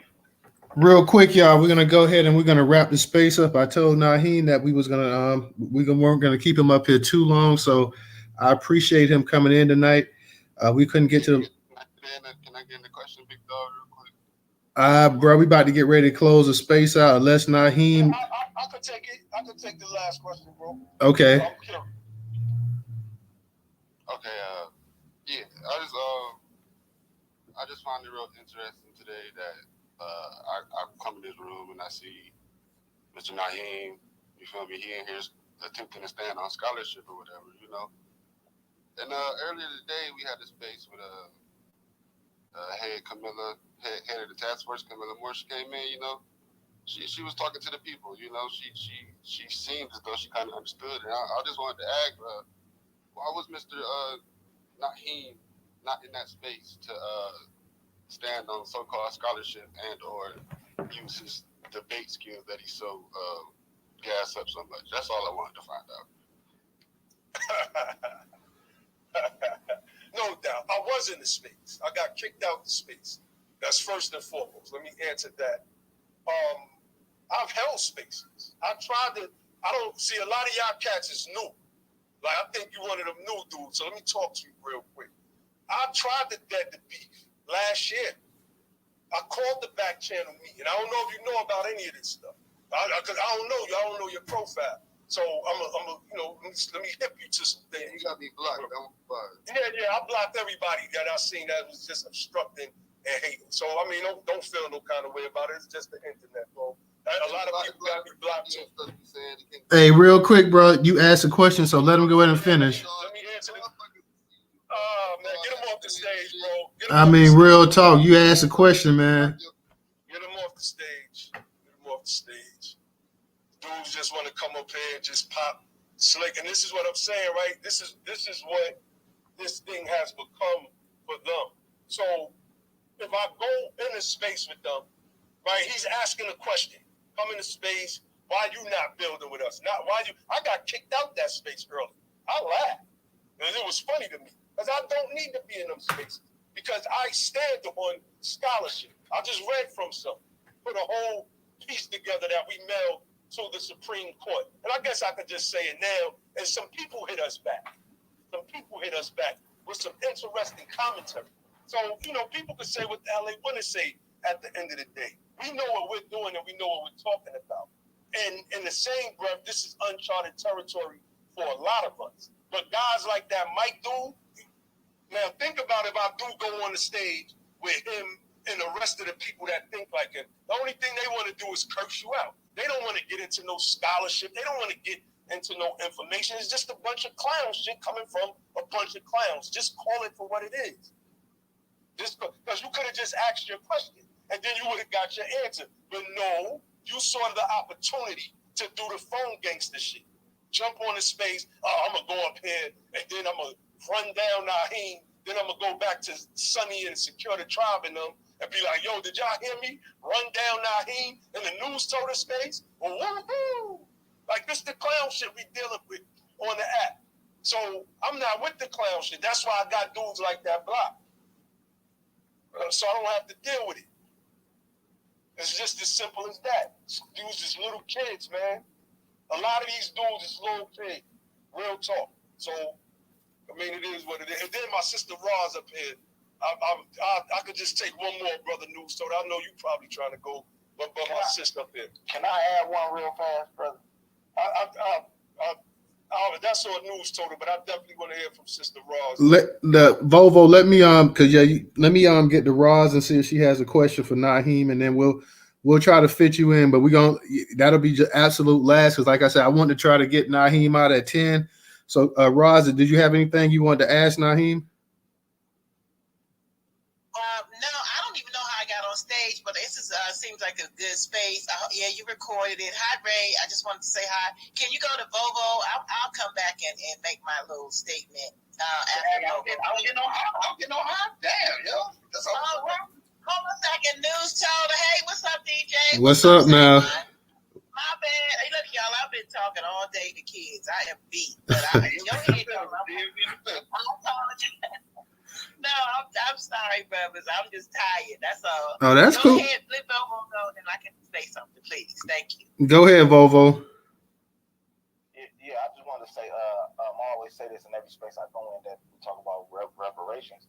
I feel as though part of reparations should be like a freedman's number or like some type of number where we can track each other, and it like this number is like a social security number and follow us throughout our life.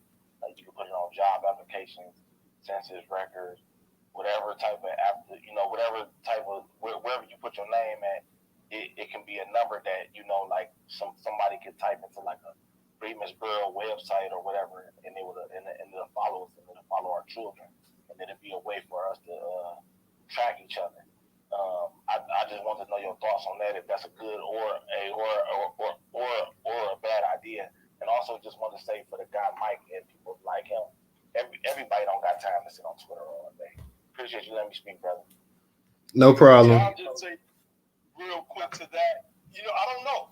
You know, Hey, Nyhiem, before you even go in, that's why I was saying about the, you know, genealogy, trying to trace our roots. But go ahead, though. yeah, and this is what I'm saying, right? We, like I said earlier, this is uncharted territory for a lot of us, and none of us are trying to just necessarily make decisions for everybody. We do want public input. We do want great ideas. Everybody needs to sit down at the table and put the, you know, good ideas in the pot. And the good stuff we keep, and the bad stuff we discard. Eat the meat. True. What is it? Eat the meat, spit out the bone. Right. So I don't really know how to answer that question. It could be a good idea, and somebody may take that and reword it in a way. It's, you know, they might say, well, how about, I like that idea, but how about we do it like this? But you might say, you know what, that's even better. And that's why we should have these types of conversations, as opposed to like the clown dude that just came up here who's not trying to have a conversation. His peoples is Freeman. He's not an Indian. He can't trace himself back to no ancient ancestors from the 14 or 1500. These people are liars, and that's why they want to come up here and be disruptive, because they brought into this lie, and they have to wake up every day and look themselves in the mirror, tell a lie, and then get on the Twitter space and continue lying. They lie. Hey, Roz, did you want to say something real quick, sister? Yeah, I just wanted to say to Vovo, that was a great question, and I've thought of things like that myself. And yeah, that's something that, you know, I consider great minds think alike. So I think you got a great mind, brother, because I've heard you say that before, and I have said that independently before. So, but I did want to say to everybody real quick, I'm not going to stay long. I just wanted to say we really have to have these kinds of conversations that we're taking seriously about reparations. People can troll about everything else, but not when it comes down to our reparations. Please don't use this time and energy and space to do that, because then it shows that you're not serious. So anything else you can troll about, but not reparations, okay? Because it's serious business. People are doing real work. If you don't know what it is, then that's fine. Maybe you should get involved with people, because everybody doesn't know who's who and who's serious. But make yourself be known and be a serious person. And that's all I wanted to say. It's February. It's February carry month for me. So y'all know what that means, right, Brother Ray? But anyway, that's all I wanted to say. And I'm going to come back and listen to this space since it's recorded. Thank you, Brother Newstoter, Brother Ray, and Brother DJ Seg1, and Brother Nyhiem. And I'm out. Thank you, sister. We appreciate it. And let me just say real quick to add on what you were saying, Roz. This space here in particular wasn't even about reparations. It was just Nyhiem, just letting people know where he stood as a person, and his views on everything. So it wasn't really even a reparational. It wasn't even a reparations space. It was just Nyhiem, just an interview with him, and he was fielding questions and stuff like that too. So we do the reparation spaces as well too, but that wasn't this. It was just pretty much just a interview and a Q&A, and him actually just fielding questions from people that was up in the actual Twitter space as well too. So I don't want anybody to say, well, this was a reparation space that they had with Nyhiem. No, it was just an interview with Nyhiem. He was just sharing his life story pretty much. And because he is in the reparations movement, reparations came up as well too. So I just want to just make that clear that this wasn't an actual reparations space. Else I would have put it on that interview with Nyhiem about reparations. It was just Nyhiem just voicing his life story, telling everybody what's going on in his life. So I just want to make that clear real quick for everybody, and I appreciate everybody coming out to this space as well too. And it was definitely a good space, and I knew you was gonna have some people come out as well too. So I wasn't surprised about that. So all in all, I feel like it was a pretty positive space. So I don't have an issue with it. And everybody has their opinion. I see people leaving comments and stuff like that. So I mean, it's a free country. Leave comments, say what you want to say. It's gonna be what it's gonna be. I'm not here to knock anybody. Like I say, this is just a Twitter space. We just having dialogue, a conversation. We generally hold news worthy conversations in this space right here. And this was more of a personal type space. We do interviews. We've done a bunch of interviews in these Twitter spaces as well too, ranging from people, black medical students that were discriminated against, to the farmer, C.W. Mallory, to Aunt Lie's story. We've shared a bunch of different stories in these actual Twitter spaces as well too. So not only do we do the news and the content and current events that's going on in Black America and around the world, but we also try to share personal stories as well too. So just to say that on a side note, Nyhiem, would you like to say something to close it out, man? Definitely. First and foremost, man, honest to you, Newstoter. Before you go in on a close, I was going to ask you to speak on the brothers and sisters of the Freemen. Bro, you took the question I was going to ask you. Great minds think alike. Yeah, what's the question, bro? No. Just speak on the organization real quick. I put it in the Jumbotron too. The United Sons and Daughters of Freemen. Right. Yeah, I mean, just briefly, when we realized that this term was hidden from us, one of the things that somebody's mic is open. I think it's yours, Ross. One of the things that, we looked at was how the United Daughters of the Confederacy rewrote history. They went all over the country erecting monuments to the seditious rebels, the Confederates. These people committed sedition against the country, something our people have never done. We've been America's most faithful and loyal citizens. And they rewrote the history books. And these words became a part of our everyday parlance, like plantation. That's why I go out of my way to call them slave labor camps, because that's what the hell they were. Plantation sounds rosy and heavenly, nice. Like we were working and then having a mint julep with the slave master after getting our backs with them. No, that's not what happened.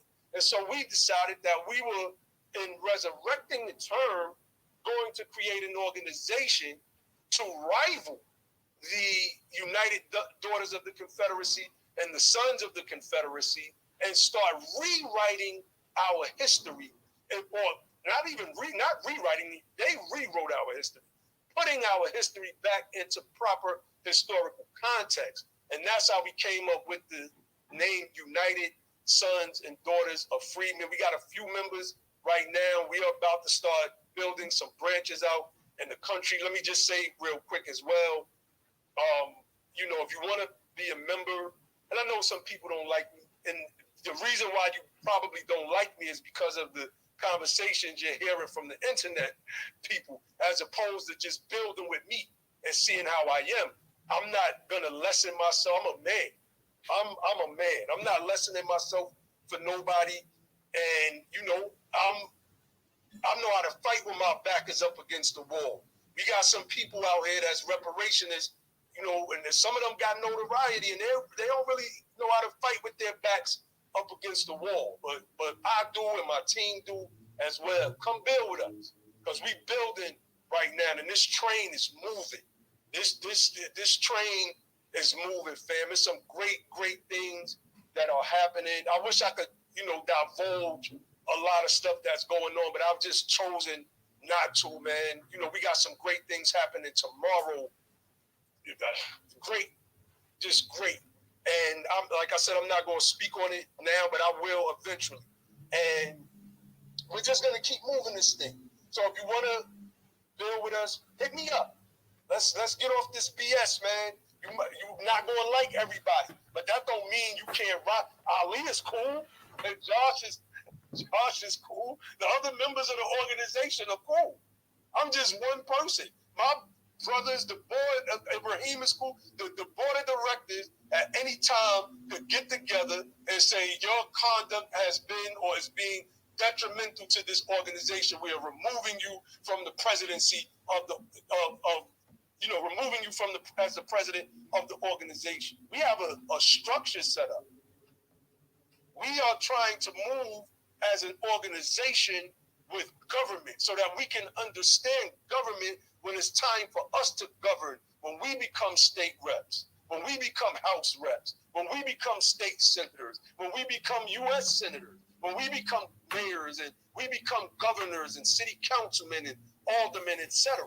Like we're trying to do something epic and monumental. And don't let your dislike of Nyhiem because of some clowns on a Twitter space stop you from building with what we're trying to put together nationwide. That's crazy. You can read our website, usadof.org, see the information, articles written by damn near everybody that's on the team, and know that what we're doing is a labor of love. We don't get no money out of this. We are 501c3. You would think we would have got some grants and stuff by now, but all the grants is going to the BIPOC POC people. They're not coming to us. But we got to fight and scratch for that stuff.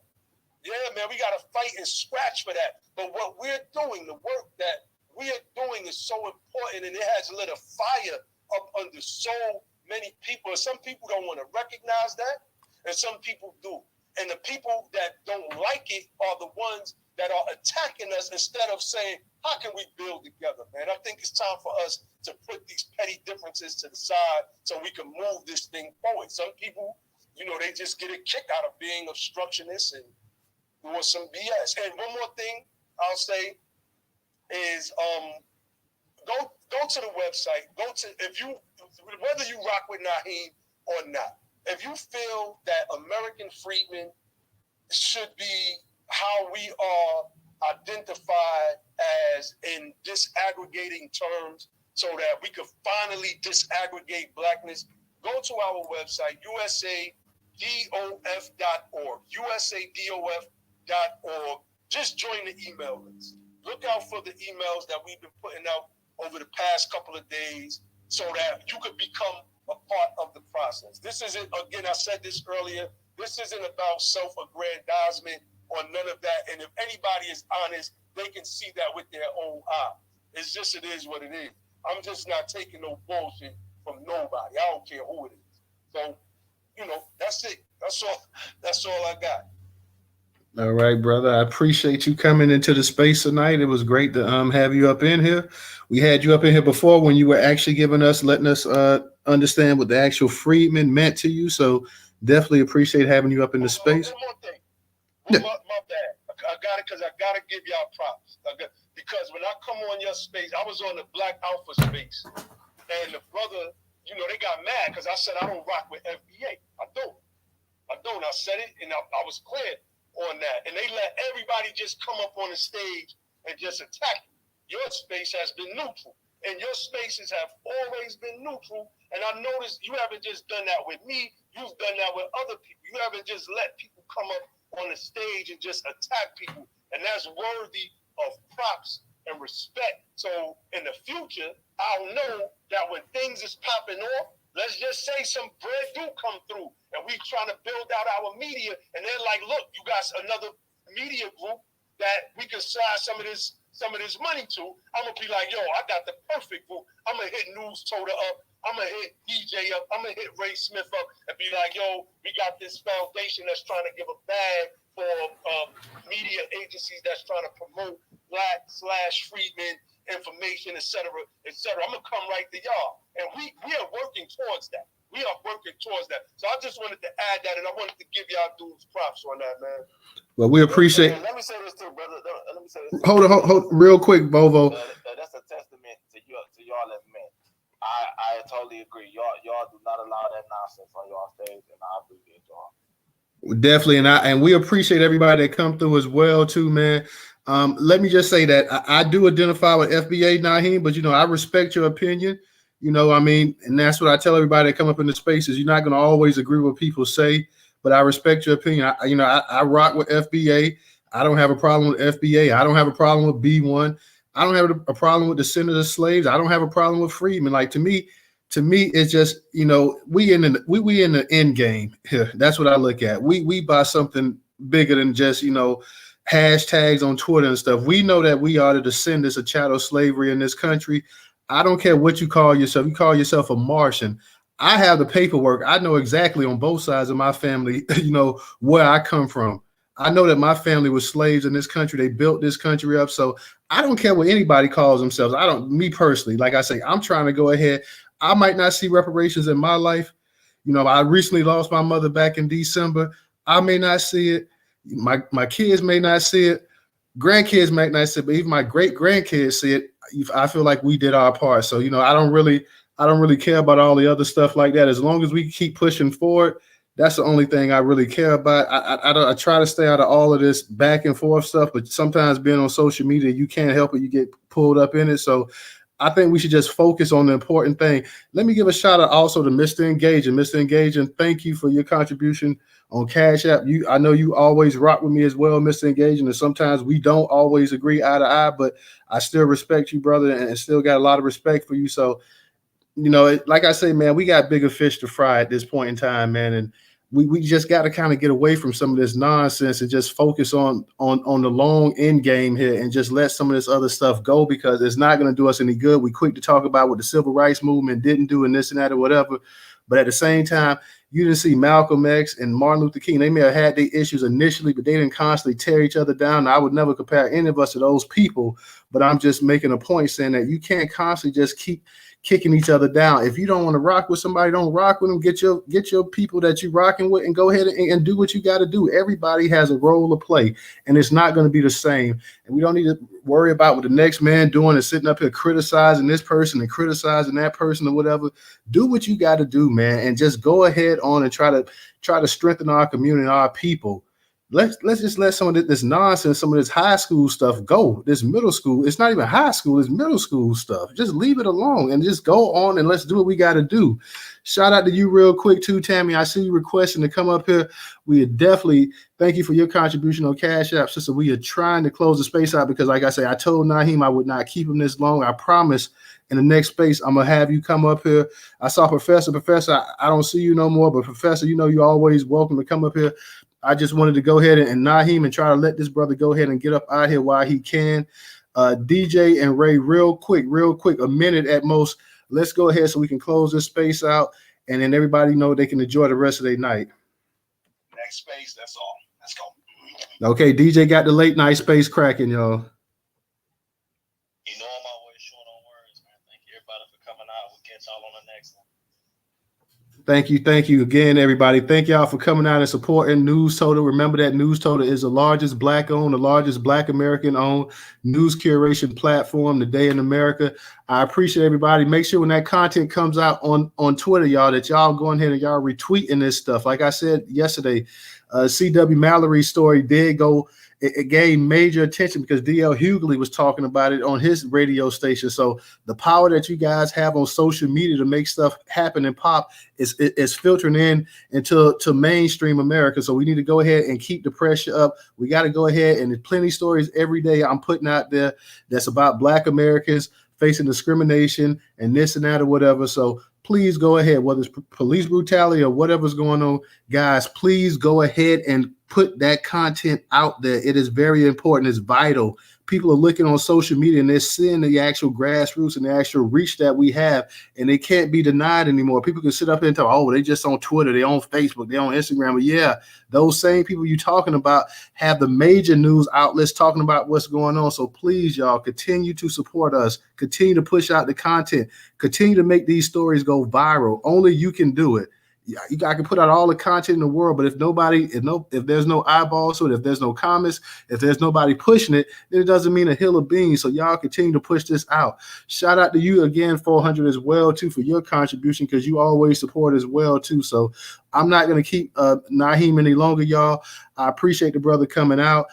Thank you for coming to the platform, and thank you for giving that shout out. Also, Volvo, thank you for giving a shout out as well to you up here all the time. So you know that we try to let everybody get in and say what they got to say or whatever.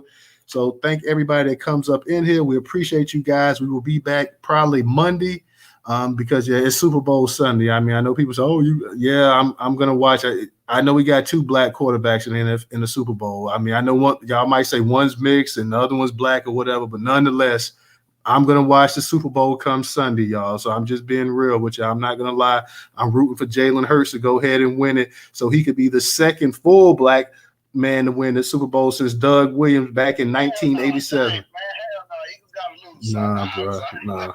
We got to go for Jalen, but I won't be mad if Patrick Mahomes do it either. So peace to everybody that came up in this space. Thank you. Thank you to the host, the co-host, the speakers. We got us another space about to start up. DJ about to start up. DJ, what time are you going to start that space up? Is it going to go right now, or you going to wait? Right now. Okay, so I'm not going to hold you guys up. Thank you. We will see you guys Mondays.